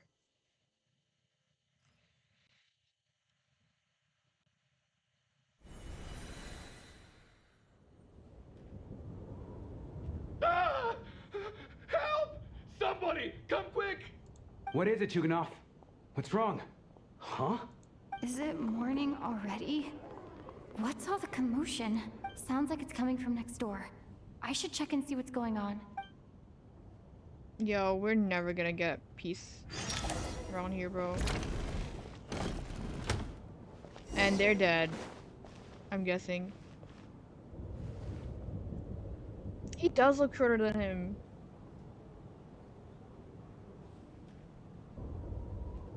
He does. Sorry, I'm normal. I'm just trying to... Don't look, Miss Tonya. Stay here. Oh. Okay. What happened to them? Oh. The black mist got them. 2 people are lying down in the room, completely still as if they're asleep. But your gut tells you that they are not sleeping. Somehow you can sense it in your bones. This is what death looks like. These 2 people have passed away. And the strange thing is that somehow I knew this was going to happen.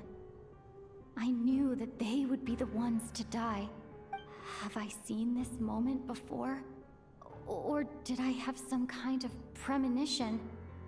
I can't remember what it was. What is going on? Let me take a look. Oh my god.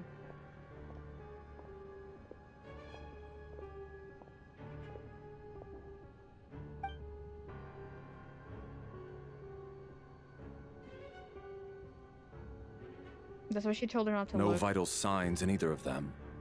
They're dead. Why are they peeking like... The cause of death, however, remains unclear. No wounds on the bodies, no signs of a struggle, and no skin discoloration caused by the buildup of toxins. But just last night, they were chatting and joking away. This is so sudden. So like I was saying, murder mystery, the mystery before the murder or something. Could they have had pre-existing medical conditions? Even then, the odds of them both dying of sudden complications on the same night are extremely low. It's hard to believe that they died of natural causes, nor does this appear to be a suicide. Are you suggesting they were murdered? Who was the first to discover the bodies? Here we go, Chuganov. It was me. But these deaths have nothing to do with me, officer. I got up early because I wanted to see if the snow had stopped. Then I noticed that the door to this room was open, and it looked like there was a man and woman inside. I just went over to see what was going on. I had no idea they were... I can corroborate this. I was doing my morning exercises near the stage. When I saw Mr. Chuganov heading this way, I followed him. I can also confirm that I didn't see a single person approach that room before him. The snowstorm was raging all night, and it's still going now. There's no way someone could have come in from outside, correct? Why is he looking like that? You mean an intruder? No, not possible.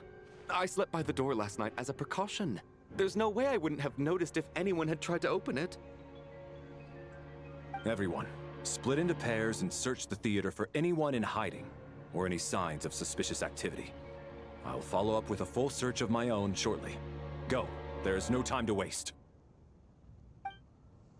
You pair with Tonya after a thorough search. You're satisfied that no one else from outside of the group is in the theater, and everything is exactly as it was left last night. Okay. Why is this low-key just giving Fontaine? Nothing on your end either? Backstage is clear. No signs of suspicious activity. We checked the basement. Also clear. I don't think there's anywhere here that a living person could hide. I didn't find anything either.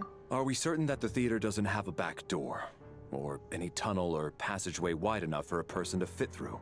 No, there's nothing like that. If people were sneaking in through some secret tunnel to avoid buying a ticket, we'd have sealed it off ages ago. I also checked the windows. All of them are locked from the inside, and there's no sign of anyone entering or leaving. It sounds like we can safely rule out the intruder theory. If anyone came in during the night in this weather, there'd be no way for them to avoid leaving footprints or water stains. This can only mean one thing. It's like one of those murder mysteries you see in novels Bro. and plays, isn't it? Don't The stop. ones where the killer is one of us. Bro. I like how we're all standing like separately in like pairs a little. Like this is a group, and then I guess this is a group, or like these four are a group, these two, and he's just there. We can't quite jump to that conclusion just yet. Yeah. Could he be right? It's hard to imagine something like that happening in real life.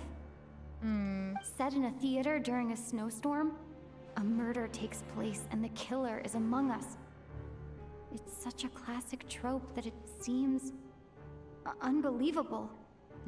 Looking at who the killer targeted and the clean entry and exit, it all adds up.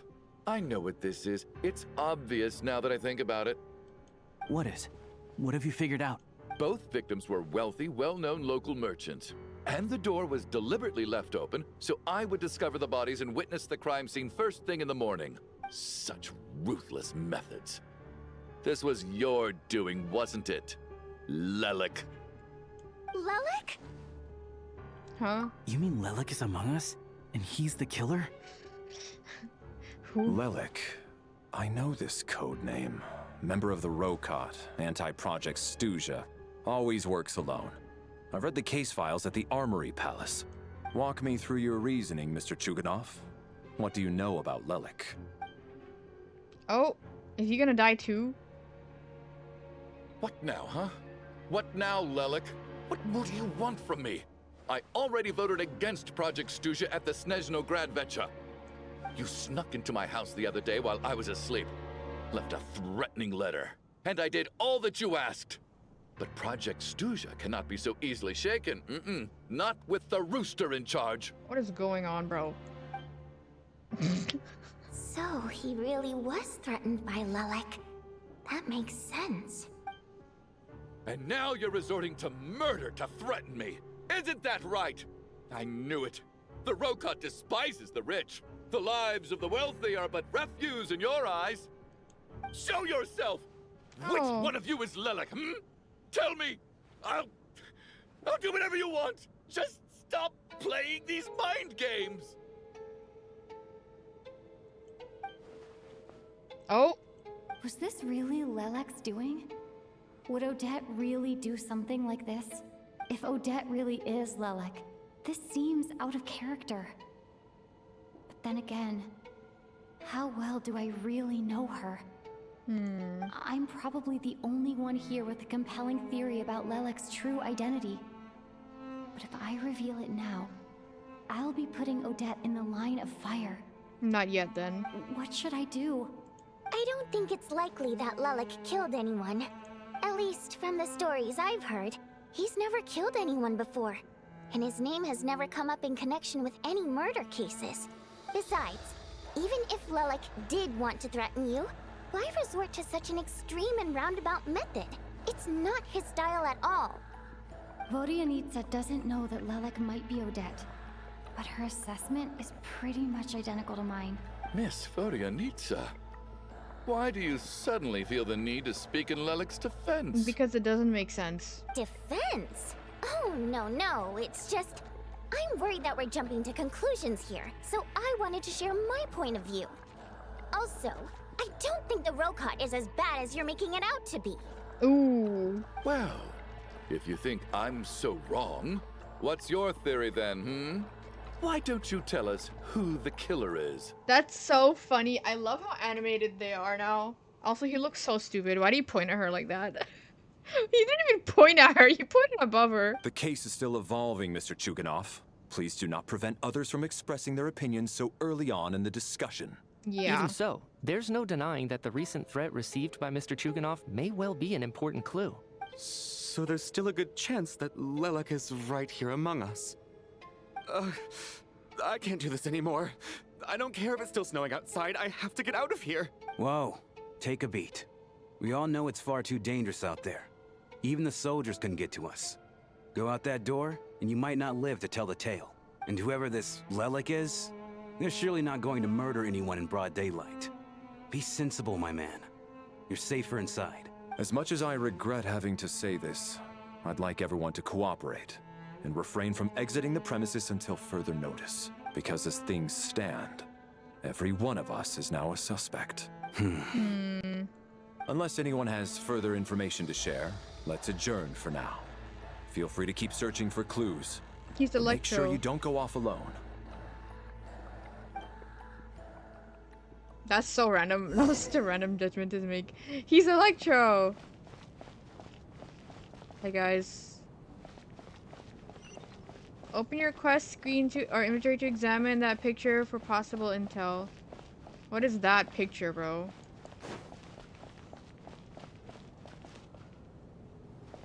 Discuss Odette's situation with the Rokad members.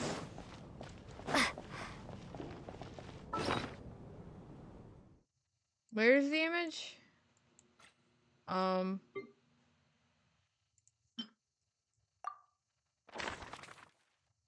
my god!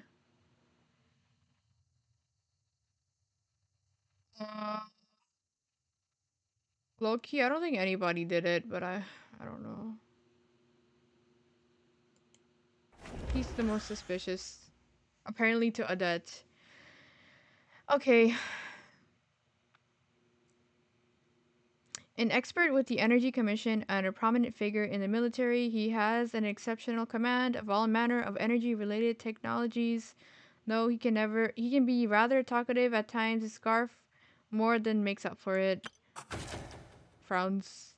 A wealthy businesswoman who began her career selling fashionable cold-weather clothing. Later, she married into a prominent family to expand her business. Nowadays, however, it seems that her business has instead been absorbed by that family, deceased during the night.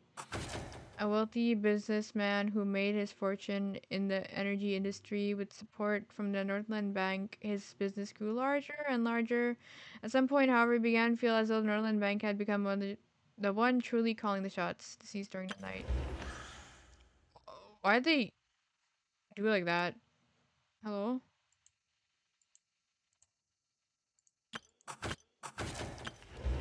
I guess that's just how they do it. A staff member at the Koroleveski Theater. Drawn there by dreams of celebrity lifestyle, she now handles duties such as announcing performances and hosting events. She can occasionally get a little too fixated on things. The prima donna of the Koroleveski troupe, a mysterious Rusalka whose extraordinary singing has captivated countless audiences. A member of the Roka, she cares deeply about the welfare of ordinary people. Why is his just that, bro? He's just standing. It's so funny. Head of the Special Assignments Battalion, Armory Palace, Royal Grenadier Guards, 1st Regiment. As a soldier, he places great importance on planning and timing. He's currently assigned to protect media, an important figure within the military. The principal ballerina of the Koroleveski troupe, also a member of the Fatui and a candidate to become the next harbinger, the Fair Lady. She is additionally suspected of having another identity, Lelek, who operates from the shadows. Me, the 4th Descender, a traveler from beyond the stars. Okay. The younger sister of Tartaglia. He talks about her so often that this is the first time you've actually seen her in person. Though in poor health and prone to coughing, she's excited about spending the night away from home. Owner of the Iskra manufacturing plant and a member of the Snezhnaya, he carefully maintains the image of a devoted family man and deeply loves his wife and daughter. The factory he operates is known for excessive energy waste. An independent mercenary, unaffiliated with any mercenary organization, flexible in the job he takes. He often works for Snezhnaya nobles. Outgoing and humorous, he has an endless supply of mercenary jokes. He's so tiny! He's a hunter from Alatir and a member of the Rokat. He often takes part-time jobs at the Koroleveski Theater. Koroleveski Theater to make ends meet. He may well have been the first friend you made after arriving at Snezhnaya. He is, bro! Staff member at the theater, exceptionally diligent and reliable. He rarely makes mistakes. Regular theater goers know him well, as he has long been responsible for checking tickets at the entrance. He also seems to be a big fan of Odette. That is everybody.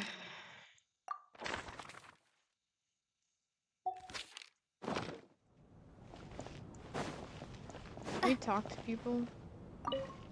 You seem to be very comfortable taking charge, Major. You took the reins as soon as things went south. I simply made an executive decision that someone needed to take control of the situation on the military's behalf. Does the... No, quite the opposite. we feel much safer for it. By the way, what does major mean exactly? Is it a pretty high rank? She's so silly. Let's see these guys. We don't move in the same circles, so I'm not clued up on Project Snezhnaya and all this political intrigue. Nor does it interest me.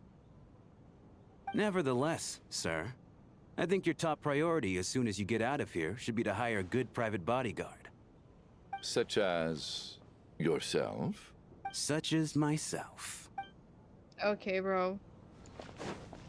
They have something going on, and I don't want to be there for it. Okay, Tonya, Odette, and...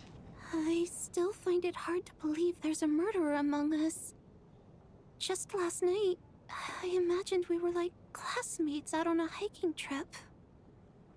She reminds me, like her voice reminds me a little bit of like Gangle from The Amazing Digital Circus. I don't know if it's the same voice actor. There's no guarantee that you can trust your classmates, especially not when you're locked up together. Why did they do this? Was it for money? Even then, they could have just kidnapped the people. They didn't have to die. Frown.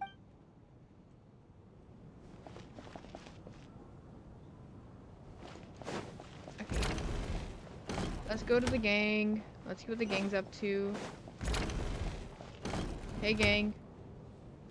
Oh! You're right. That was my bad. It was a knee-jerk reaction. I didn't think it through. Luckily, no one suspected my identity. Boo. Oh, phew. It's just you. I thought someone was eavesdropping.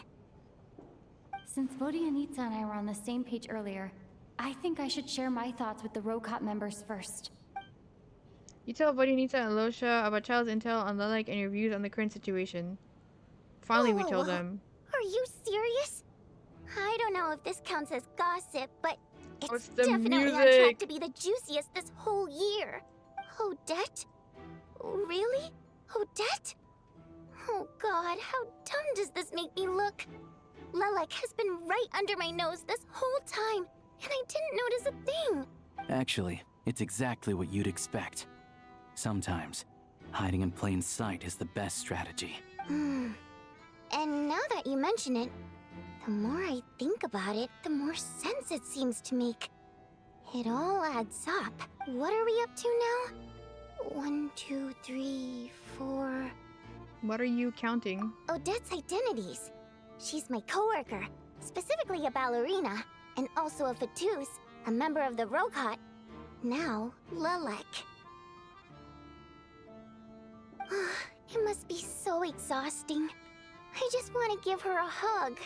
Aww. I guess since I've always known her as a member of the Fatui, it never even crossed my mind that she could be involved with the Rokot, let alone be Lilac. I don't understand. If she's with the Fatui, what reason could she have for being so opposed to Project Snezhnaya? Probably best if you ask her that in person.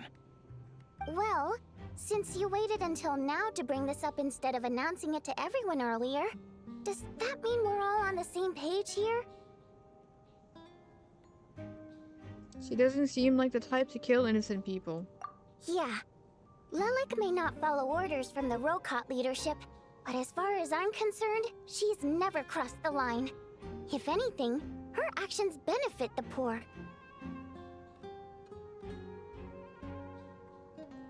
We need to confront her face to face. Do you think she'd really admit to being Lilac? I don't know. We'll have to see how it goes. For now, we'll work on the assumption that she didn't kill anyone, and see how much she's willing to tell us.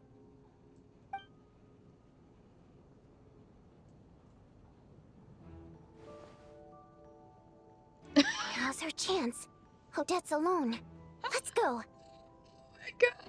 This is so cute. Wait. We're so silly. What the heck? The peekers. This is so cute. Alosha is like sandwiched. This is so silly. What the heck? What the heck? Oh my god. That's so adorable. Hey, Odette. What is it, you guys? Shh. Keep your voice down. We need to talk. So, you're Lilac, aren't you? Alright, fine. You don't have to say anything The or way she explain said it. yourself. Just hear me out first. None of us believes you'd kill innocent people. Whoever murdered those 2 people last night, it wasn't you. Traveler was the first to figure out your identity, but she kept quiet during the discussion just now. Still, it's clear where the group consensus is heading. Everyone believes Lilac is the culprit. If your identity is exposed, you'll be in a really bad spot. We're your colleagues, and we know what kind of person you are. I don't want anything bad to happen to you. So, can you clue us in? Tell us everything. The more we know, the more easily we'll be able to cover for you. Alright. Oh. Yes, I'm Lilac. And no, I'm not the murderer. And thanks, but I don't need you to cover for me. Actually, I'm planning to reveal my identity. Why? Oh. You're gonna reveal that you're Lilac? Here? That's right. I'll admit I was surprised at first when Chuganov guessed that I was here. It was just a lucky guess, but it caught me off guard. But after taking some time to assess the situation and confirm where everyone stands, I don't believe I have anything to worry about. Are you sure you don't need a second opinion? Given the circumstances. Mr. Valeri! Oh. What? Oh. Oh, okay. I guess we're doing this. Valerie gets everyone to reconvene. Odette gets straight to the point and announces that she is Lilac. We're making a heart. Sort of. So, Odette is Lilac? I don't know what game you're playing, but you've got a lot of nerve. It's just one identity. So what if it's exposed? I can disappear and adopt a new identity anytime I please. She said, I don't care, I can do what I want. I made my peace with this when I chose to become Lilac. But more importantly, I promise I am not the murderer. Which means that someone else is. So, if anyone still insists that I did this, you'd best produce the evidence now. Otherwise, I suggest that you bite your tongue. Because if you really believe I killed 2 people without making a sound or leaving a trace, pointing fingers at me would surely only make you my next target. Is this really the truth, Miss Odette? That's confidence, all right. I believe you. A real no-nonsense attitude. I can see why Marionette said that she's on track to inherit the title of the Fair Lady. I love her earrings. They're so yummy and scrumptious and gem-like. Are you seriously buying this? Hey, officer! She just admitted to being Lilac. Aren't you going to do something about this? No. I do have one question, Miss Odette.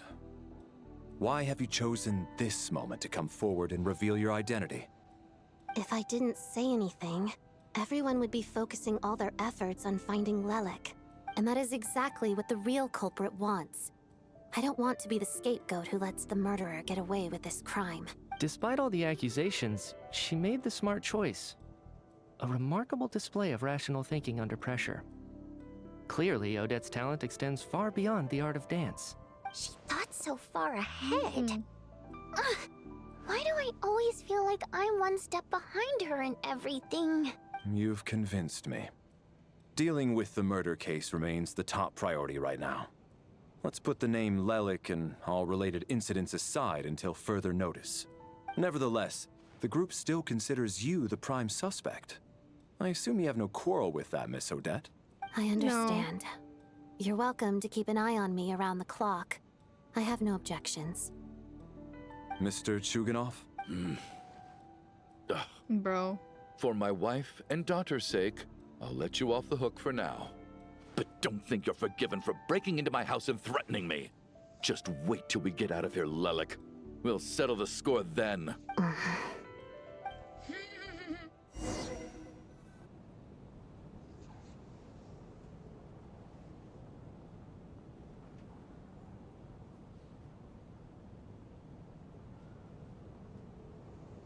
Good work, Lelik guard team. And Lelik, too. Here, have some hot water. Turns out Valeri knew about my exploits, so now I've been told I have to guard Lelek with him. That's so funny. Shouldn't you be facing my way if you're guarding me? At the moment, it looks more like you're my bodyguards. If the true culprit is indeed still at large, as you have claimed, we must keep our guard up against them also. Don't worry, Tonya. We'll get through this. Once the snow stops, the officials will step in. The investigation will get easier, and then we'll be safe.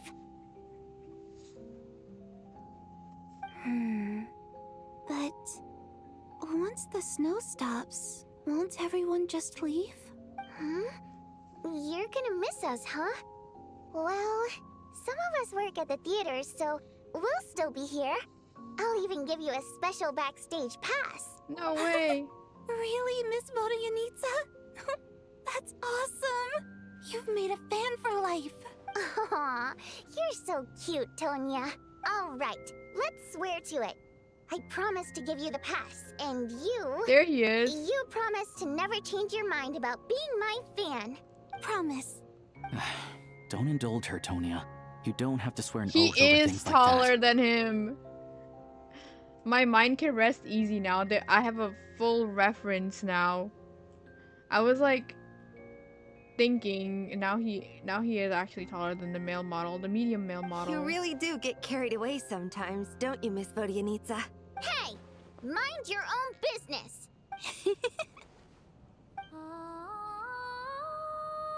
Okay, start singing.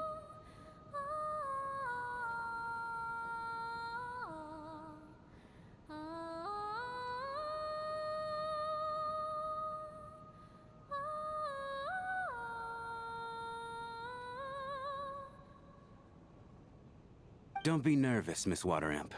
Everyone's here. There's nothing to be afraid of. Excuse me? Do I look nervous? Don't be ridiculous. No. You sound nervous, lass. Oh. Wait, but how... Okay, plenty of people know that I'm a water imp, but still... How come you understand our primary mode of expression? Primary mode of expression. I've not come across that concept before. Do enlighten me, Vodyanitsa.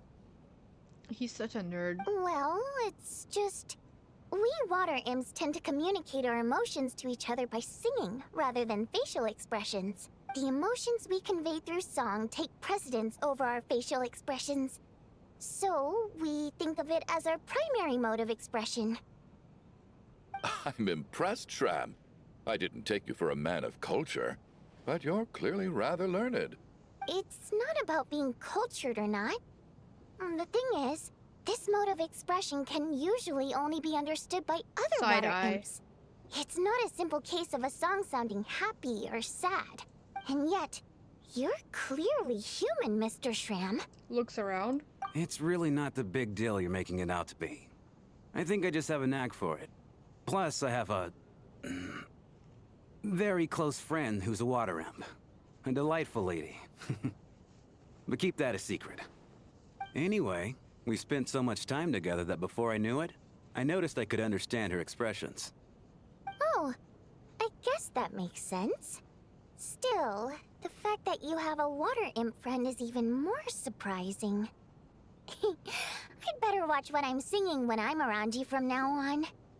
Hey, what are you implying? You're not secretly insulting the audience in your songs, are you? Bro. Heavens, why would I do a thing like that? It's getting late. We should discuss our sleeping arrangements for tonight. To guard against the killer, someone needs to keep watch. I suggest that we don't sleep in separate quarters tonight. It will be safer if we all stayed together. As long as someone keeps an eye on Lelik, I'm quite sure we won't have any trouble. Are you saying that you wish to bet your life on Miss Odette being the killer? Nonsense. Of course not. Then I propose the following arrangement for tonight. The Traveler, Odette, and I will form the Night Watch. We'll sleep in Night shifts, Watch! but 2 of us must be awake at any given time. Fine by me. An excellent idea. This allows us to handle the Night Watch while also keeping an eye on Lelik. Meanwhile, the rule of taking shifts in pairs resolves the other issue. Namely that we can't necessarily trust the Traveler or Valeri either. I expect that plan took you quite some time to come up with, didn't it? Actually, our field combat manual outlines a similar approach. Although the scenario there involves guarding prisoners overnight during field operations. That being said, I must clarify that I harbor no disrespect towards you personally, Miss Odette. In fact, Lelik's numerous covert operations make fine textbook examples for military agents. I care less about respect and more about the fact that you just robbed me of 2/3 of my sleep tonight. I'm calling dibs on being the first to rest. Good night. She said, I want to go to sleep first. Everyone watches her walk away, I'm dead.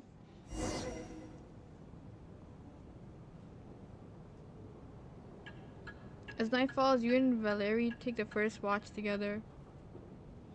The clock sound? Everyone's sleeping on the stage and making for a scene right out of absurdist theater. Eventually, the time comes for the first shift exchange. It's almost time. We should wake Odette. How are you faring? I'm not sleepy. Oh, not going to argue with that. I'll take a quick nap. If you start to feel sleepy, wake me up anytime. It's finally time for Odette and I to share the Night Watch. I should wake her up. Okay. Can we still discuss about that weird dream, bro? Or no? I came here to get information from her in the first place. Maybe I should think about what questions I want to ask before she wakes up. How long are you gonna keep staring at me? You're awake, but I didn't even wake you yet. Couldn't sleep. My mind's been running haywire. Plus, there's something I've been meaning to talk to you about. You too? I had a hunch that you wanted a conversation too. Let's take this chance to clear the air, shall we? Okay. I just had a simple question for you, really. It's, Is it about Senior Rosaline?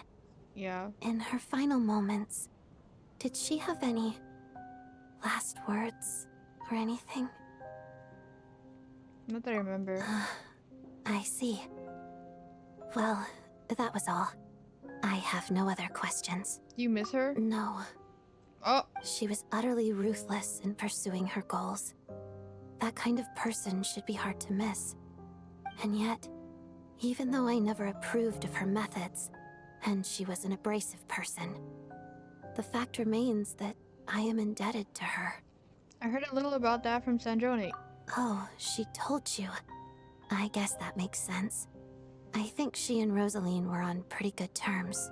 Still, she didn't know the full details. Yes. Rosaline wasn't the kind to gossip about this sort of thing. Not that it's any huge secret to me, though.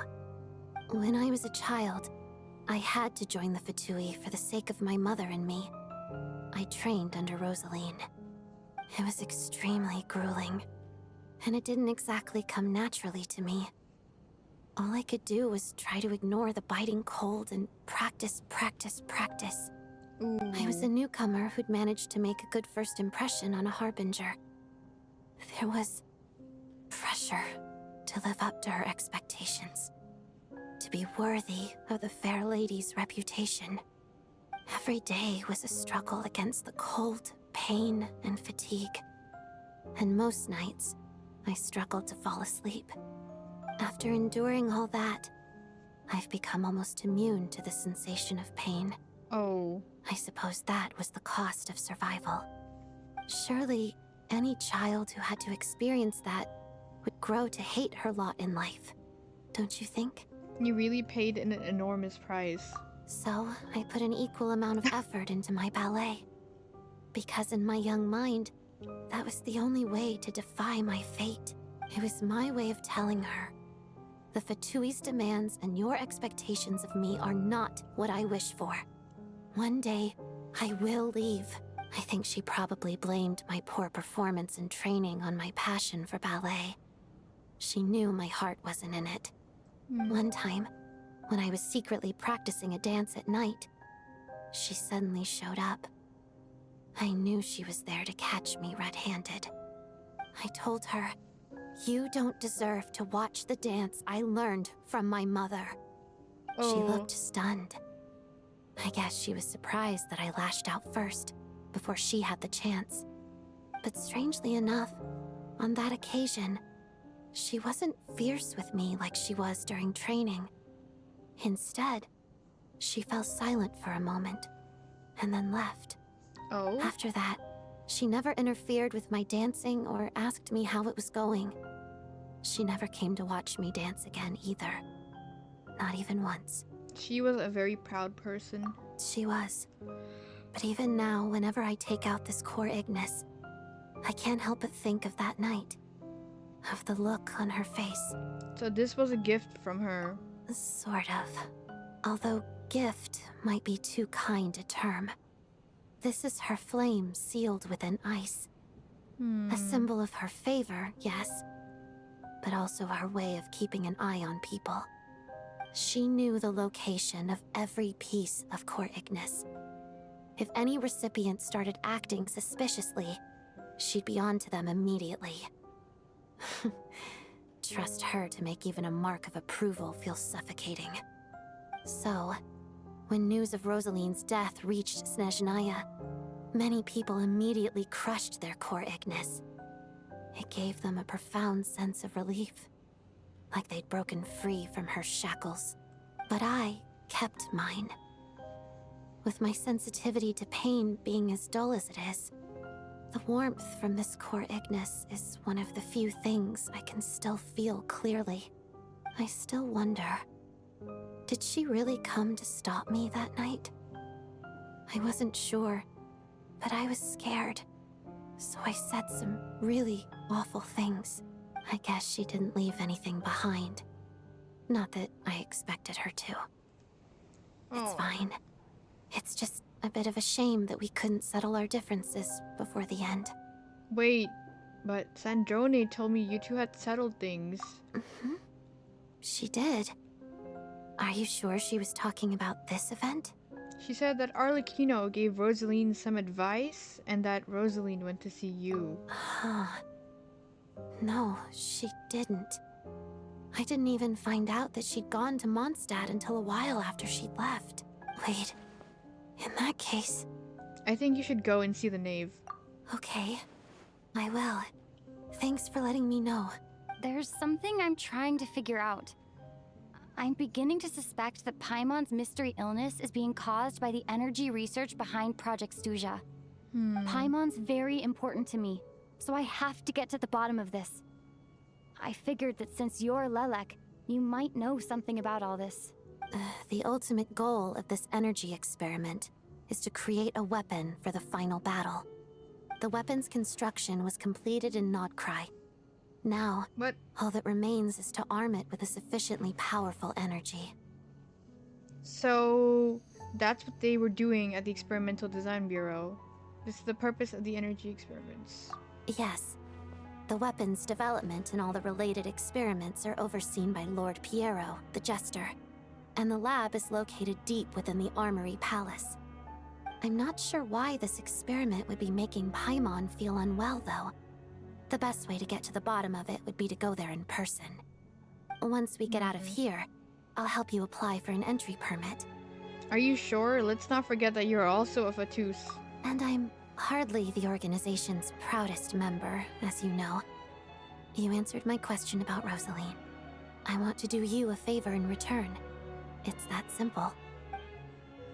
Oh. Huh? What's wrong? Are you not feeling well? You two seem to be hitting it off. Stay calm, just like normal. I thought you were sleeping. Of course I was. In the military, one learns to fall asleep quickly, even in the most inhospitable environments. It's vital to staying alert and energized. Did you think he heard us? Something wrong? No, nothing, Even nothing. if he was awake, he can't have overheard us, right? Well, thank you both for keeping watch. Traveler, I'll take over for now. It's your turn to get some sleep. Sure. Looks around in fear. This music is so haunting, bro. This is our second night here, but at least I found out a little more about Paimon's condition. I hope she's been sleeping well the past couple of days. Huh. Why do I feel like I'm being watched? Help! Seriously? Is this payback for when I stared at her earlier? But I thought she was asleep. Never mind. I'd better try and get some sleep myself. Are you serious? Odette, you're such a child. Oh my god. That's so funny. Oh, brother. Here we go again. Who's gonna die tonight?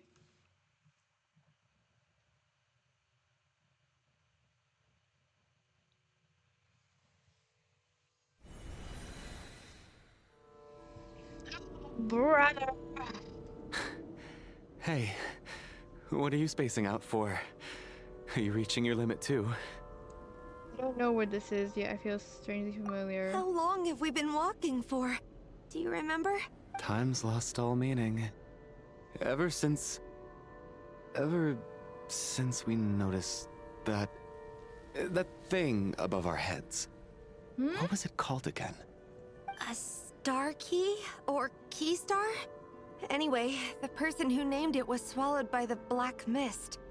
Whatever it's called, ever since we noticed it, we've been walking up and up, hoping that as long as we reach it, we can find a way out of this place. But it seems like no matter how far we walk, we never get any closer.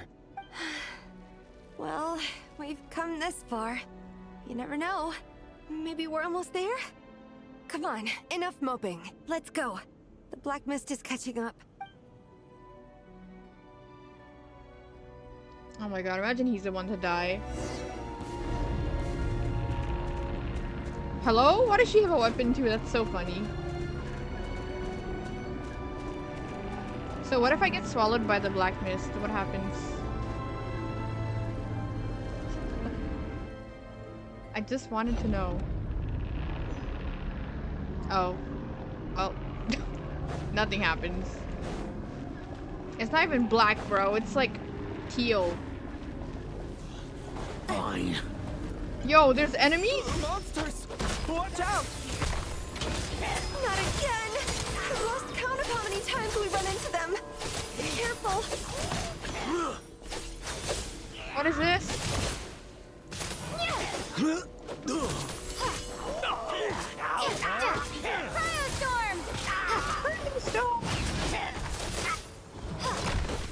Oi. What the? You fool. Ah! And Kate! Backup is here. Yo! Fighting frog! Oh. What is going on? Run faster. Come on, girly, come on.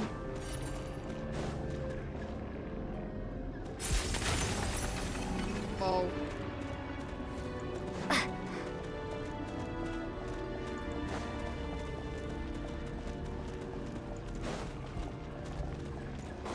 We got ourselves a fight.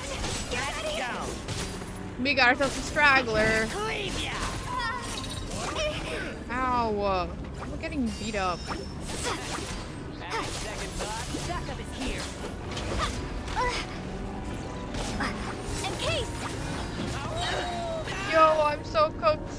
Give me that. Ow. Bombs away. Condense. Get him. What the? Gotcha. Firestorm.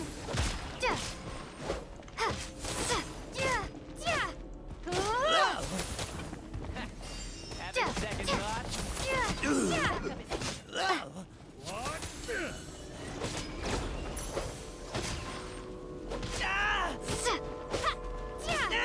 What the?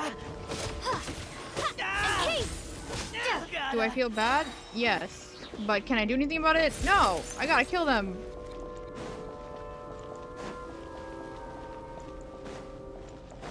monsters ahead of us, the black mist behind us. It feels like there's no escape. Fine. The dog! Bye. Another one? Wait, I know that one. Should've run faster. Do I feel bad? Yeah.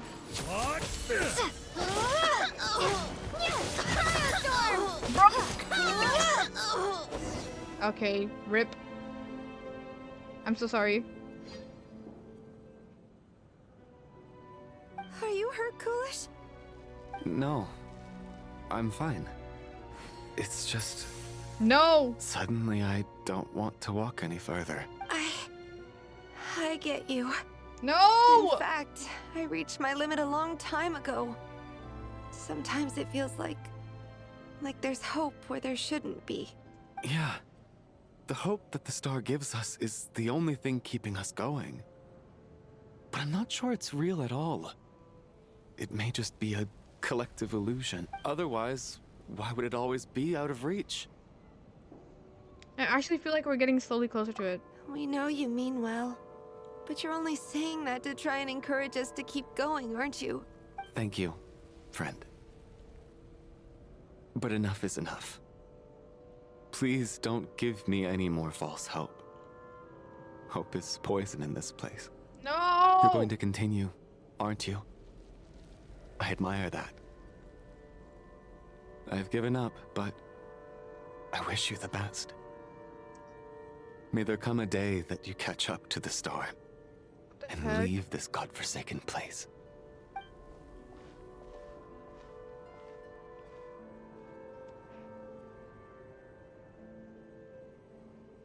Frowns.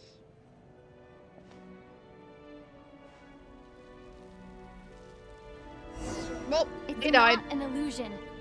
We really are getting closer to the star.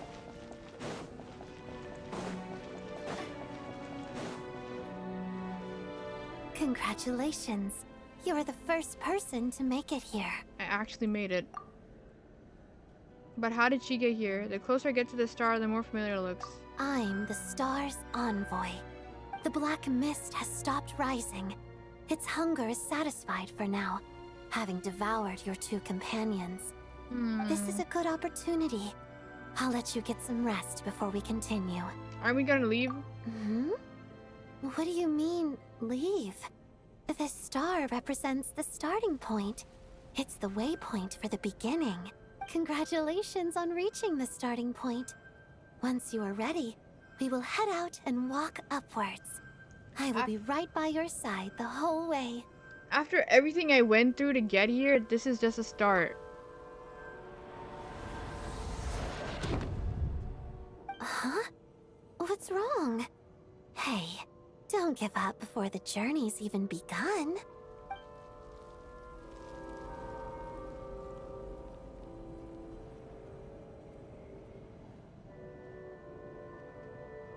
I'm so confused.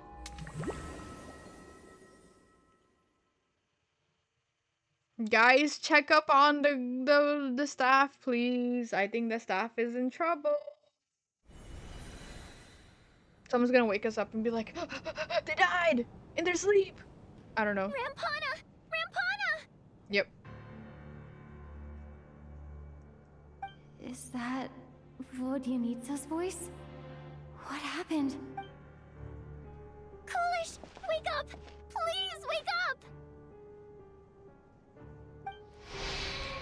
A drama about sleeping, which began as a joke the other day, is now playing out on the stage. No one counted it on it being a tragedy.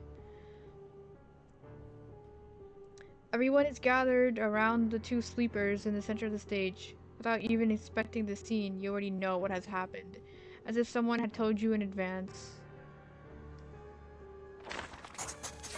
Oh my god, bro. They said, let's kill all the NPCs first. The situation is identical to that of the 2 casualties yesterday. We cannot ascertain the cause of death. At least there are some elements that we can rule out this time. They slept on the stage with everyone else. So I suppose the surrounding environment can't be a relevant variable. Rampana. Coolish. Weren't some of us keeping watch last night? 3 of us, in fact.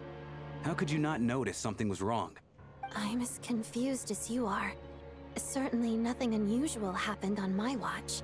Likewise, and from what I've observed so far, both Miss Odette and the Traveler can be trusted. No incidents during my watch either. I have no reason to suspect Valerie or Odette either. To be honest, I didn't get a wink of sleep last night. I couldn't help but think I was the target. So I just laid there with my eyes closed. I heard the Traveler and Lelik chatting, but otherwise I don't recall hearing any commotion during the night. Me too. I didn't want to wake everyone up, so I was concentrating hard, trying not to cough. I hardly slept at all. If anything had happened, I'm sure I would have noticed. Then, what could possibly be causing this?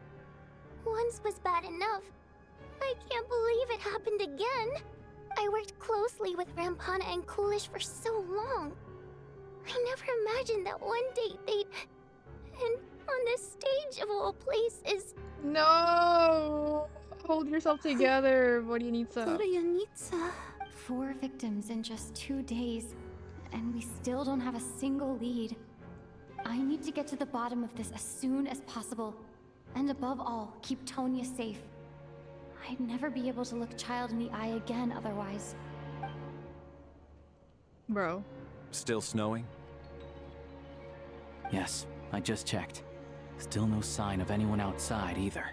What the heck? So we only have ourselves to rely on. If you ask me, this killer can clearly strike whenever they please. The Night Watch was a useless endeavor from the start. Well, we at least confirmed that nobody killed. Lelik must be an expert in poisoning. Brother. Clearly she used some poison that can't be detected on the corpse. Here we go again. Why did he clap? Listen, I was already thinking to myself last night, was Lelik's reason for revealing her identity the real story? Well, now I have my answer. It most certainly was not. She's been playing us for fools. You get off on this, don't you? Revealing your identity, only to carry on with your killing spree? Brother, she didn't kill anybody. That's a hideous thought. One that only a hideous mind like yours could dream up. How dare you? That's enough. Yesterday, you named Lelik as a suspect because the victims were both wealthy merchants. Lelik might have had a motive then, but today's victims were just ordinary people. Not to mention that they were colleagues of Odette and mine. What reason would she have to murder them? Let me guess. Just to scare you? Who knows? Maybe you don't know her as well as you think. Bro, she does. I implore you all to ask yourselves, how many people are there really in this world that have what it takes to kill another person? Not many, I'd wager. Lelik is well known to be a ruthless operator, and now she has revealed her identity. How could it be any more obvious? Everything you've said so far is still just conjecture, which doesn't constitute a concrete lead. You need to back up your claims with some evidence. Thank God. How can you defend her, officer? What did she say to you while you were on night watch? Maybe I shouldn't be so surprised. You military types are always colluding with criminals to target the rich. Bro. Somebody get this guy.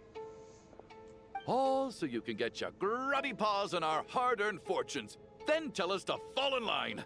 The Fatui, the Druzhna, and the Rokot. Thugs, the lot of you. Bro. Punch him, please. Don't you dare.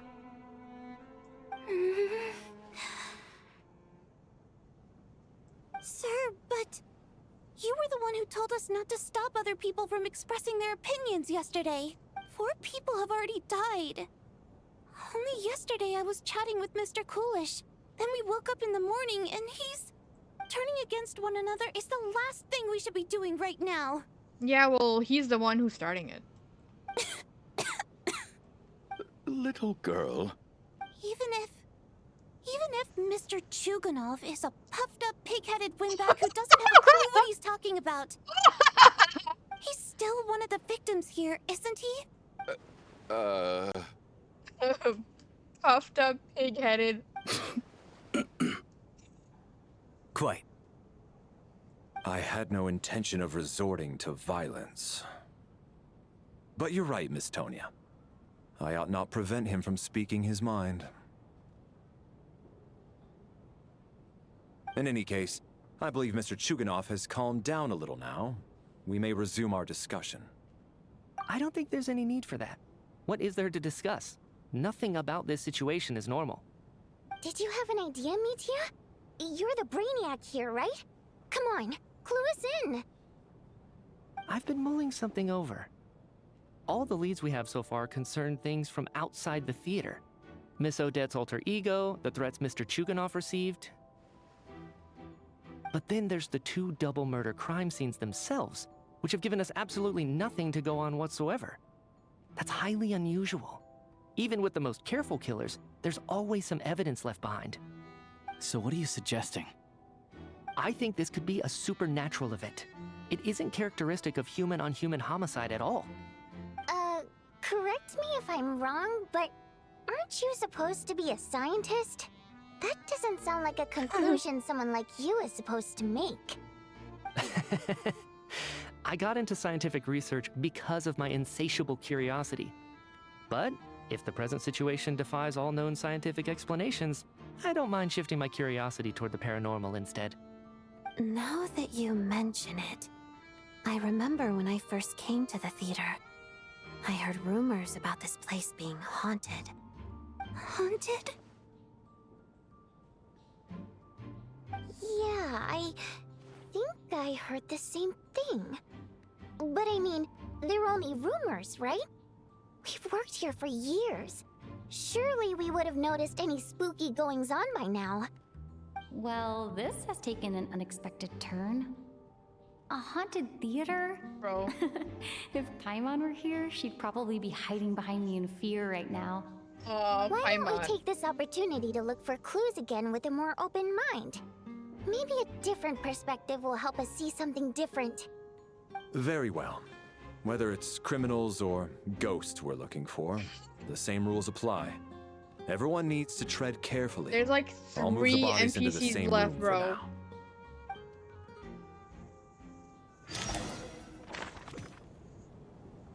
Rip.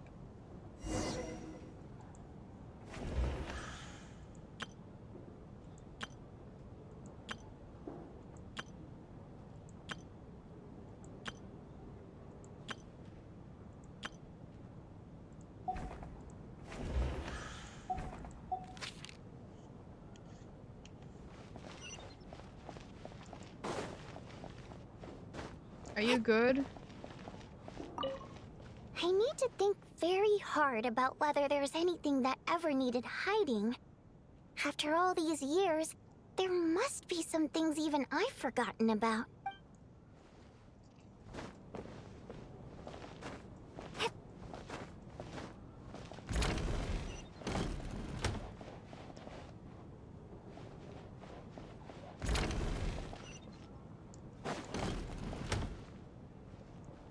Tonya?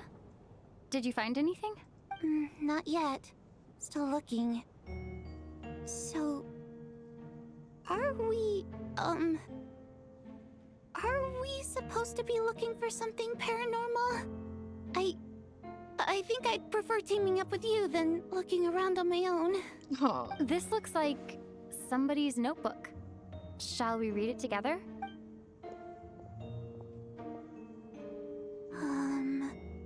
Well, it doesn't look scary or anything. So I guess it should be fine. All right, let's read it together. You once told me I would understand someday, but even now I still don't.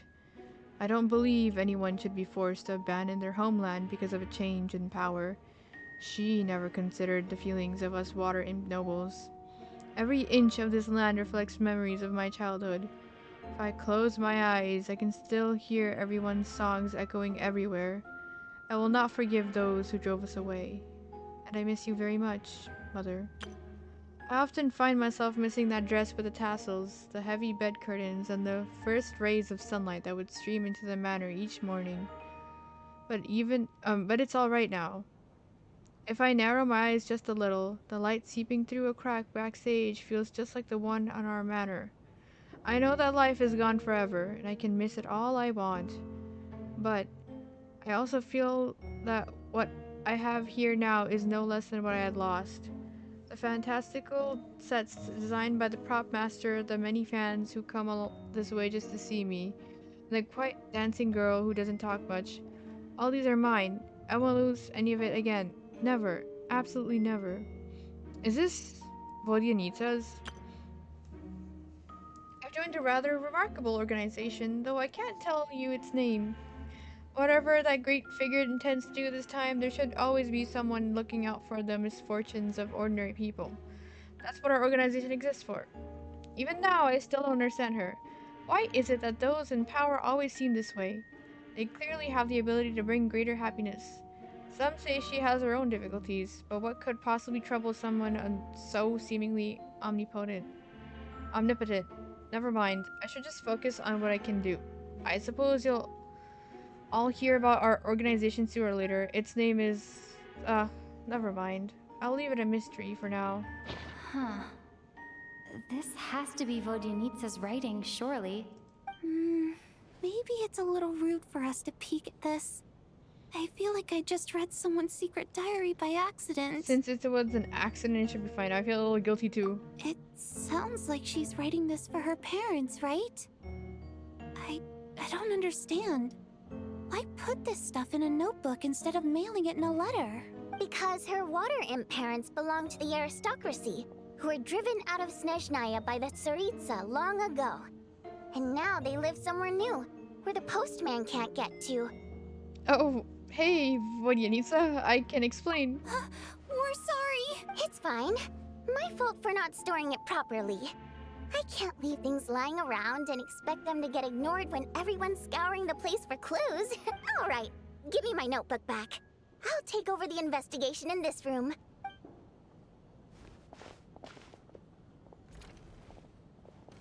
And she kicked us out. Oh!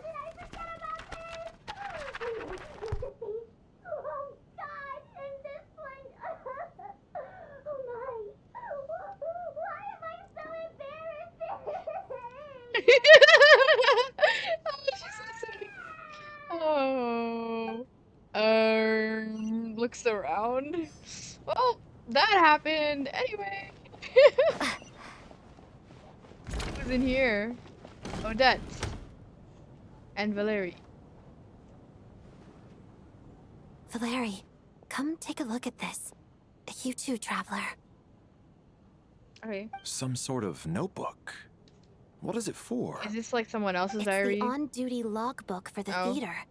Kulish was the main person to use it. He mostly used it to record any unusual incidents during a show, audience numbers, exit times, and so on. I saw Kulish at the entrance before coming in. I think he was holding his book in the time. Yes. He'd always have this logbook with him when he checked tickets at the entrance. This should confirm a lot of key details about the recent show.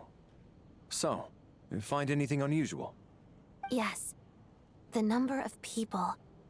I've checked and double-checked, but the numbers just don't match what's recorded in the logbook. Apparently, we have an extra person among us. Are we certain that logbook is accurate? Could someone have sneaked in without buying a ticket or something? Are you serious? Unlikely. Kulish took his duties very seriously. I've rarely seen any errors in his work. Not to mention that this was a dress rehearsal, meaning smaller audience numbers and tighter ticket restrictions than usual. Everything would have been well within his control. We no longer have our tickets with us, do we? They got collected on entry. I assume there's no way we can check them again. Unfortunately not. The theater recycles tickets. Once people are in the door, they don't tend to leave until the show ends. So we collect the tickets at the point of entry. Too bad he's dead. If he were still around, we could just ask him. Still, I'm inclined to believe that this discrepancy in the head count is significant somehow. Did an extra person just materialize out of thin air? That's so funny.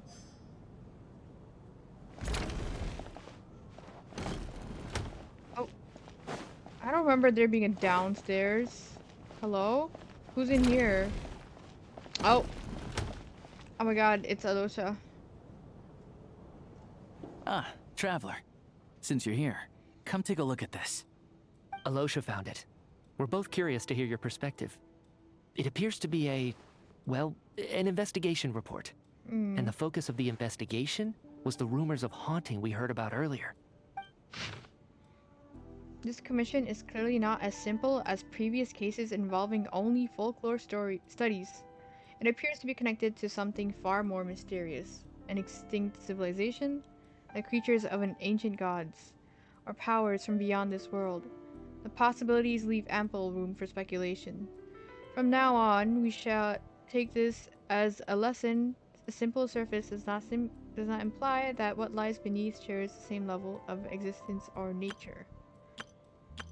Ley lines themselves possess a powerful ability to either devour or guide souls. In most cases, once the soul and body of the deceased are separated, the soul is drawn directly into the ley lines, leaving no room for lingering existence. However, evidence shows that the connection between the theater area and the ley lines has been obstructed, though only partially, not completely severed. Still, this has granted certain souls unwilling to return to the ley lines an opportunity. If their resistance is strong enough, they may even linger within the theater indefinitely.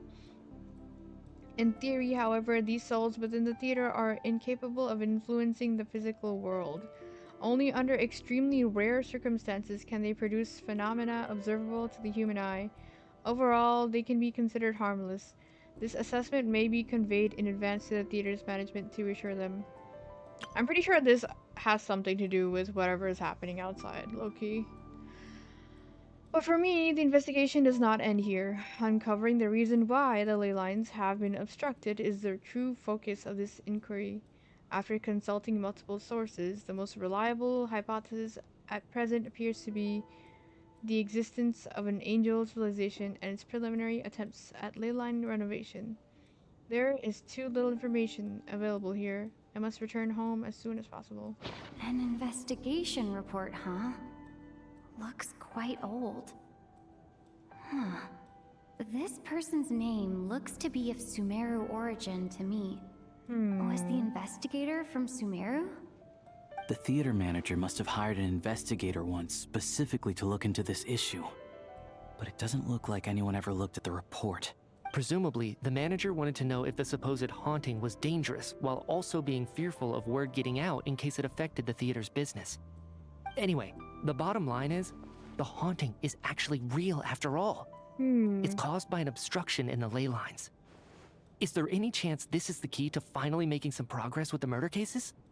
Ley line problems are pretty unexceptional to me by this point. And while it certainly offers an explanation for the ghosts, it's hard to imagine what connection it could have to these two murder cases. Some of the language that appears at the very end of the report caught my eye. Angel civilization, ley line renovation? My area of research doesn't touch on any of that, so it's completely outside of my wheelhouse. Huh? A piece of paper just fell out from the report. It landed right by your feet. Let's see. Death is near. Oh. I just got goosebumps. It's pretty ominous no matter how you look at it. It was tucked inside the report, so it must be a note left by the author. Death is near. Is that supposed to be what's going on here? With us, in the theater? But if so, how did the author foresee it? Could he predict the future somehow? Maybe things are more complicated than we thought. No, wait a second. If we take the report and the note at face value, they completely contradict one another. The report definitively concludes that the hauntings in the theater are harmless and cannot affect the real world.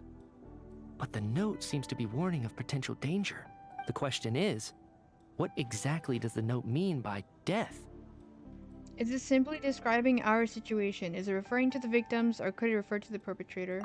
The various ways we could interpret this keyword lead in completely different directions. Let's pause our analysis here for now. I think we need more information. I totally forgot to say this, but Michia sounds like one of my relatives. Like, I know that's so random, but like, he sounds so familiar, and it was like If we take all in this my together, brain for it's a not bit. impossible, is it? If anything, it's the natural conclusion. Well, I beg to differ. This sounds to me like a product of a researcher's vivid imagination. And perhaps it's because I'm still viewing this through the lens of a typical murder investigation.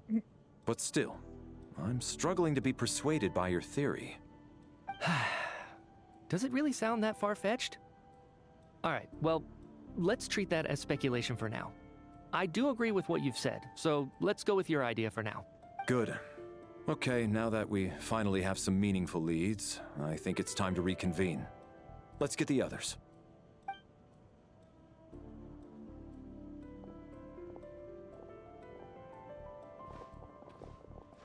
It's so funny.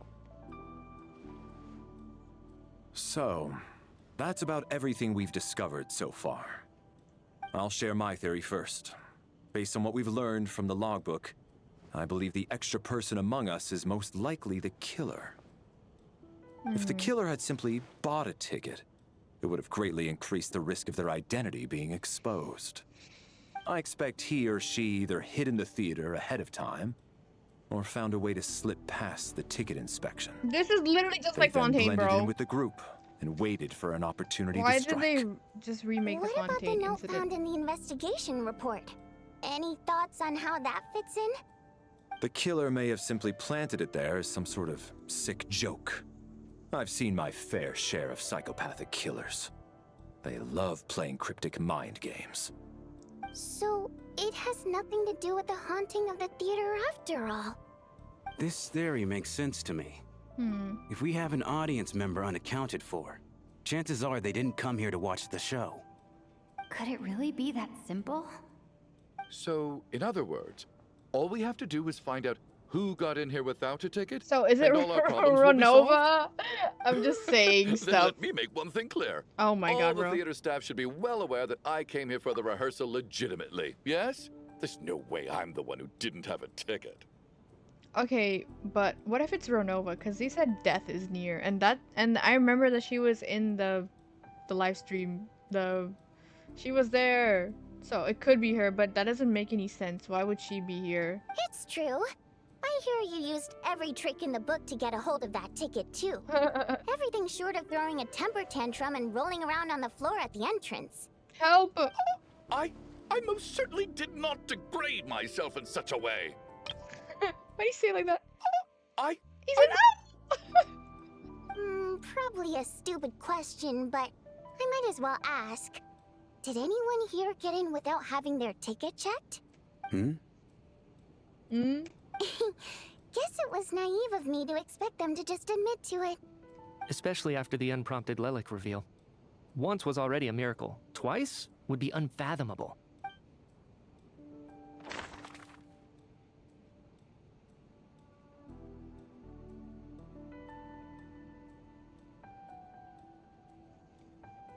I'm gonna go.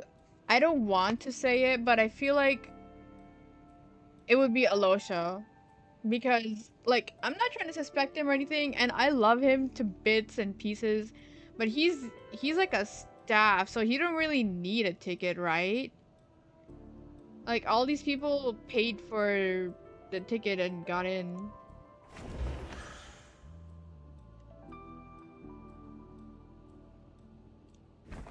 As things stand, the audience headcount doesn't add up. I guess we can rule out the theater staff members. Okay. So it's not him. Okay. What about him? I don't believe any of us here knew Shram before all this. If no one can verify Shram's identity... That's true. And the thing he said about the water imp was also suspicious. Oh. Mr. Shram, did you really go through the ticket inspection to get in here? Huh? Me? Why am I being singled out, my friend? Do I seem that suspicious? It's not that you stand out as suspicious, more that everyone else has been ruled out as trustworthy. Okay. Well, we spent the best part of 2 days together now, so I'm sure you can all tell what kind of person I am. I'm a true gentleman. I never dream of doing something like sneaking to the theater without a ticket. Yeah, I have no doubt that you're a good person.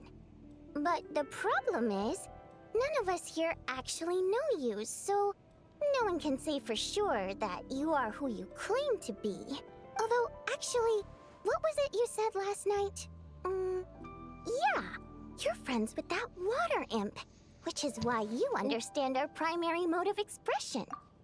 Last time I checked, there were barely any of us remaining in Snezhnaya, since most of the water imps left. Could you tell me a little bit more about your friend? There's a good chance I actually know her. And I suppose it's also kind of a way for everyone else to get to know you a little better.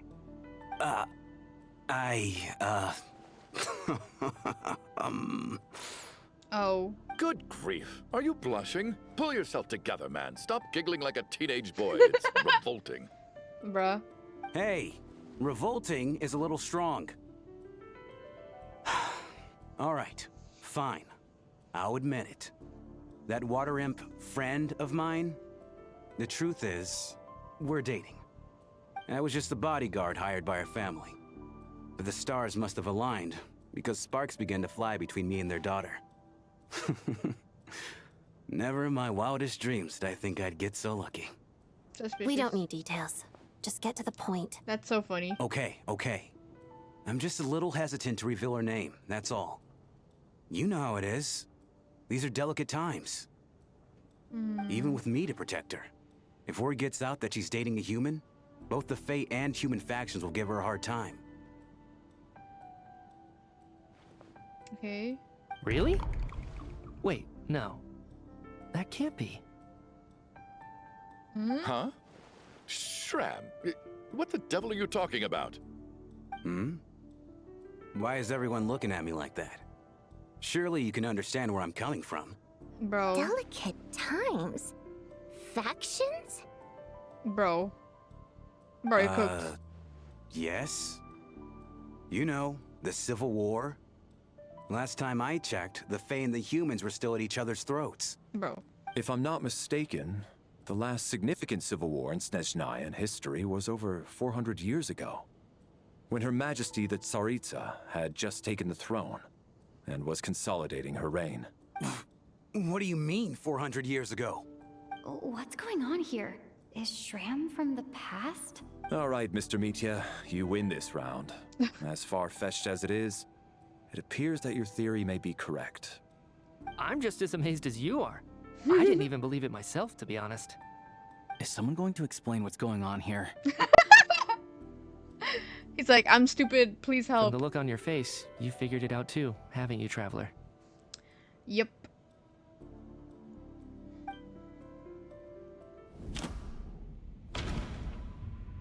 Oh my god, what is this, bro? According to the theater's duty log, there seems to have been an extra person at the scene. A letter Vodyanitsa wrote in her family but never sent. A clue that has yet to surface. Investigation report into the alleged theater haunting. That seems to be the case. Shram's the extra person, but there's no way of learning his identity from this clue. The theater's ley lines have been modified to block souls within its grounds from returning to them.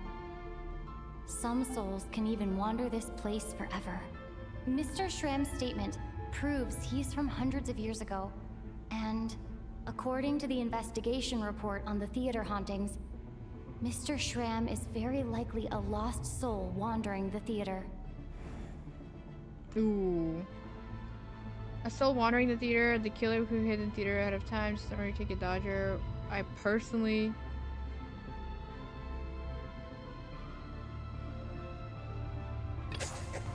For some unknown reason, the soul that has The been music? wandering the theater due to the ley line issues has joined our group and blended in. Yeah, that must be the immediate reason why the ticket count doesn't match the number of people present.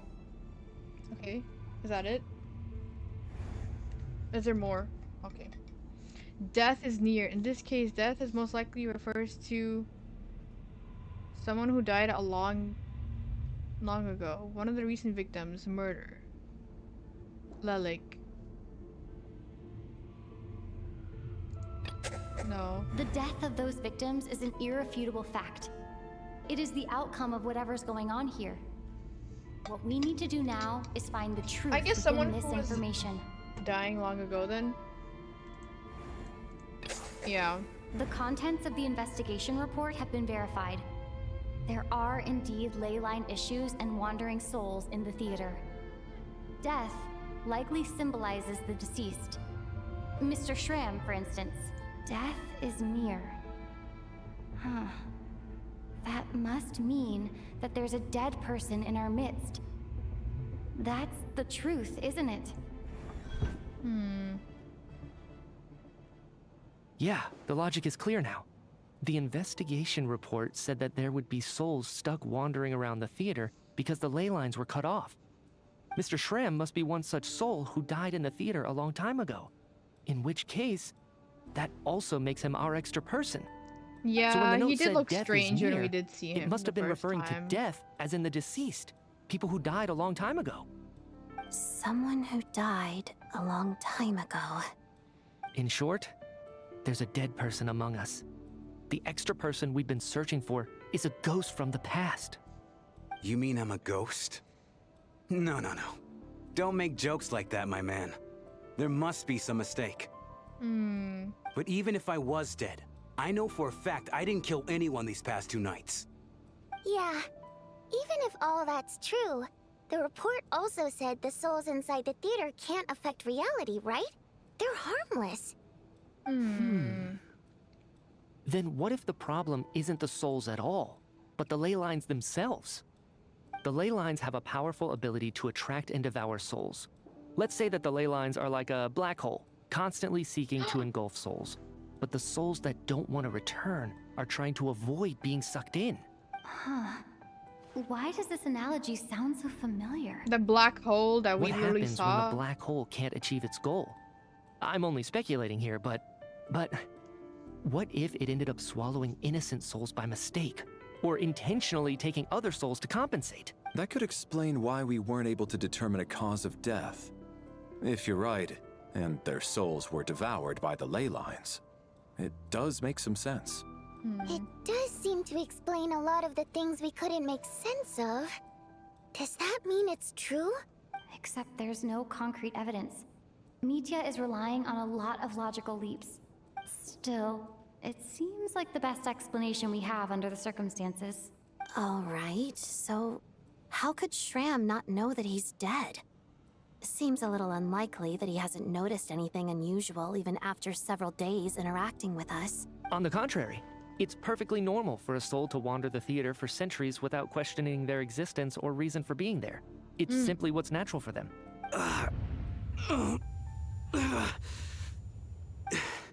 You know what, Mr. Brainiac? I think you might actually be right after all. I'm trying to remember and... even though my head feels like it's going to explode, I think... it's all coming back to me. Oh. I was the one who didn't want to remember my own death. So I forced myself to forget. Oh. Well, I'm sure those are painful memories. Oh. My lady and I snuck out to go on a date one day. We bought tickets for the theater.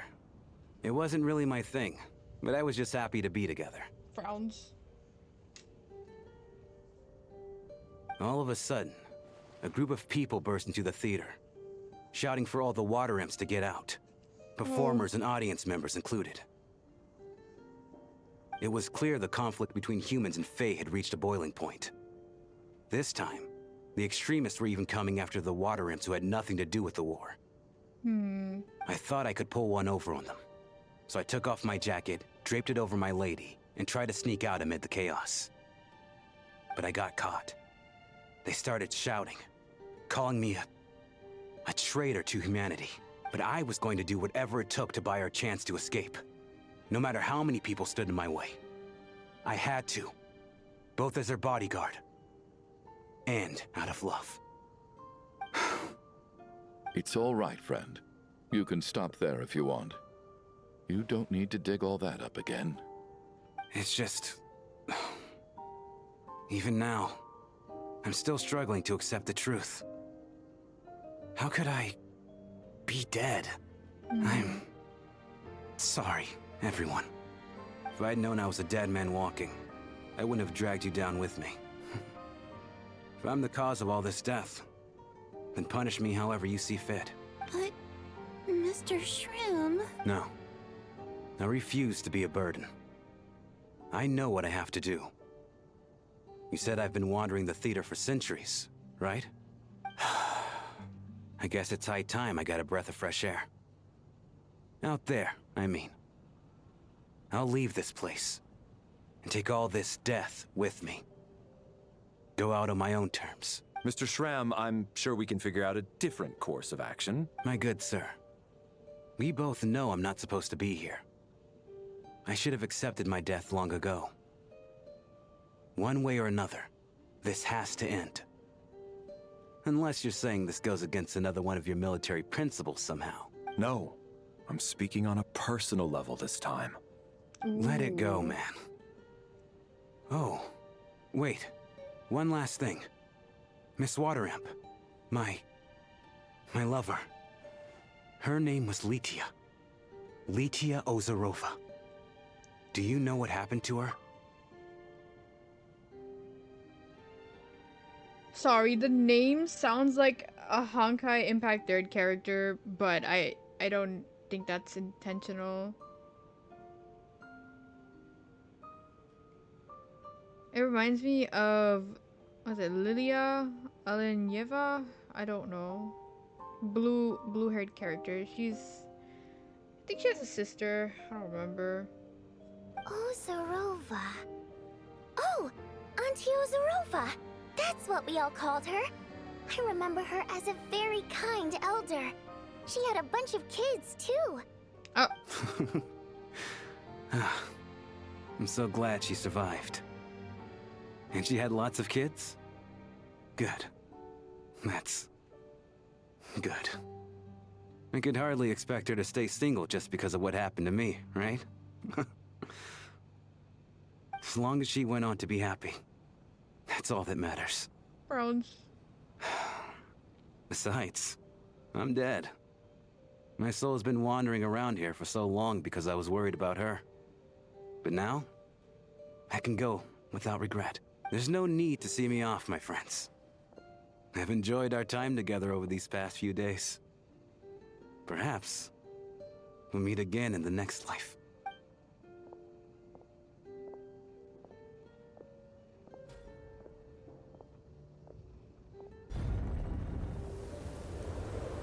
Ah!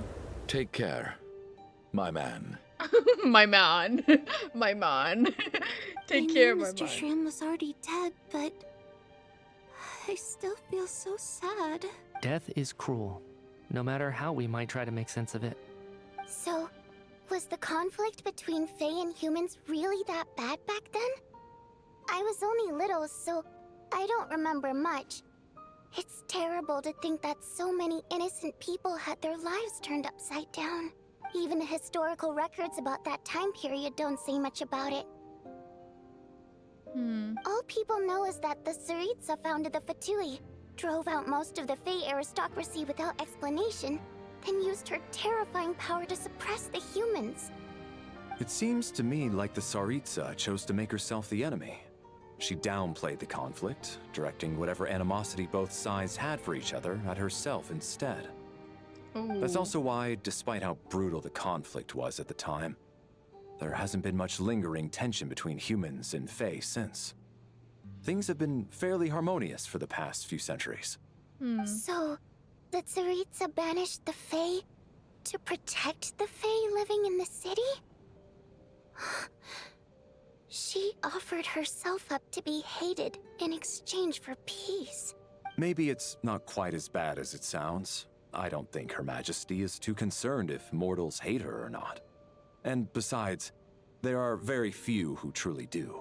All this time, I had no idea. All right.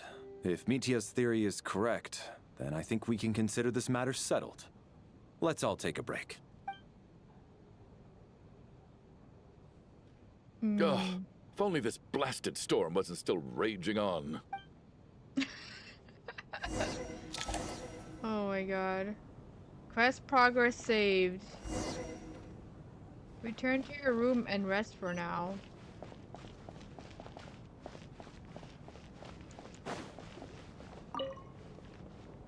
I was actually planning on hiring him as my bodyguard after we got out of here, you know. Oh, poor guy. He's so stupid, like, I don't know, man. Hey, guys. Even though Shram was already deceased, his decision to walk into the snowstorm was still a sacrifice, and a very brave one. This is one of the few times I don't feel at all happy to have my theory proven true. Oh.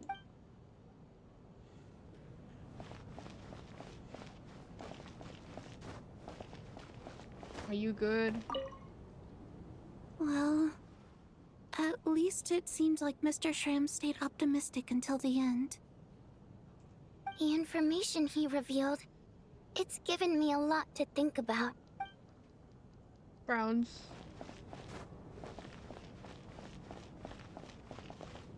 Hey, are you okay? At least the lingering regret that kept him here has been put to rest. That's not necessarily a bad thing.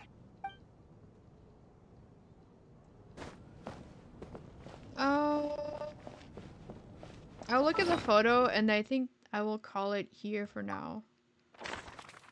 Is he gonna be gone too? Where'd he go? Right here. Frowns. Independent mercenary, unaffiliated with any mercenary organization, flexible in the job he takes. He often works for Snezhnaya nobles. Outgoing and humorous, he has an endless supply of mercenary jokes. Confirmed to be one of the deceased, he voluntarily walked into the snowstorm. That's crazy. All the NPCs died minus like... I would actually blow up if Child's sister died. I don't really care if this guy dies. Chuganov. It was funny when he said my man, but... I don't know. I don't really care about him. I clicked the wrong screen. Yes. Okay, yes. I said I would keep the stream short, but I ended up going over because I got curious and this is a lot. So I feel like I'm gonna probably end it here for now.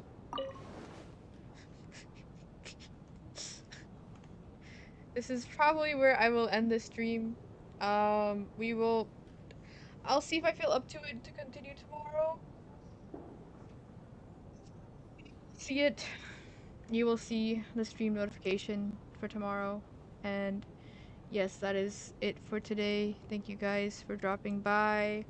This whole thing makes my head blow up, but it's nice to see all these characters interact. I can't believe we literally just had like a whole murder mystery like situation, just like in Fontaine, because I'm pretty sure like similar stuff have happened in the Opera Epiclese if I remember correctly.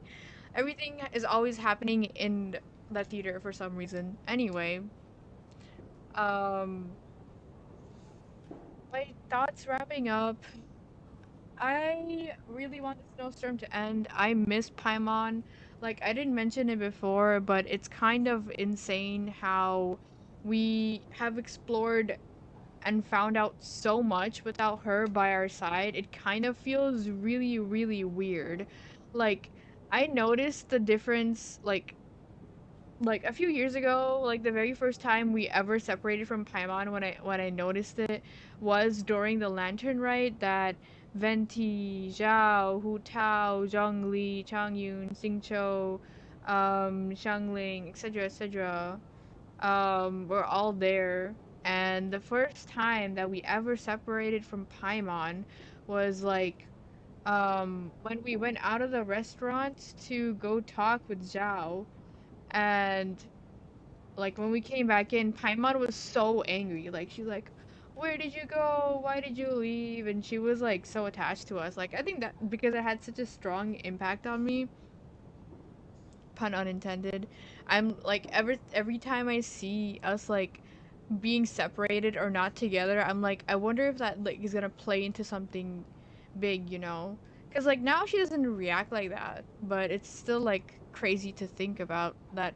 Oh, we're like doing so much without her there. It's kind of crazy, and we even remember her too. Like, oh yeah, like the ghost thing. If Paimon was here, she would probably be hiding behind me now. Like similar to, I'm pretty sure she behaved the same way when like the murder happened in the opera Epicles in Fontaine, or whatnot. I don't know. But yeah, just so much happening. I'm glad that we get to hear Valorant speak more. I'm glad that we get to see everything like unravel. I'm confused. I don't know. Like, I guess we know why the murder was happening was um,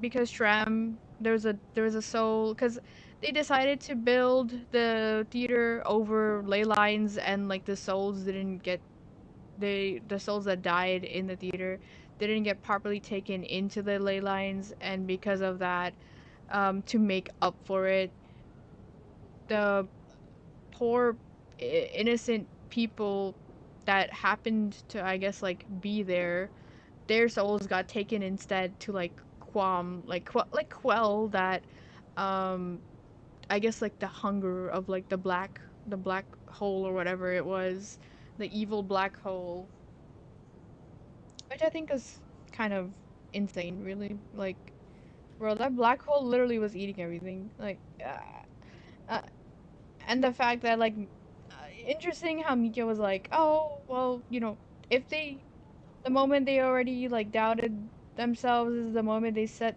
their like fate sealed and whatnot, and they're gonna like die to the black hole or get consumed or whatever, which I still think is kind of crazy.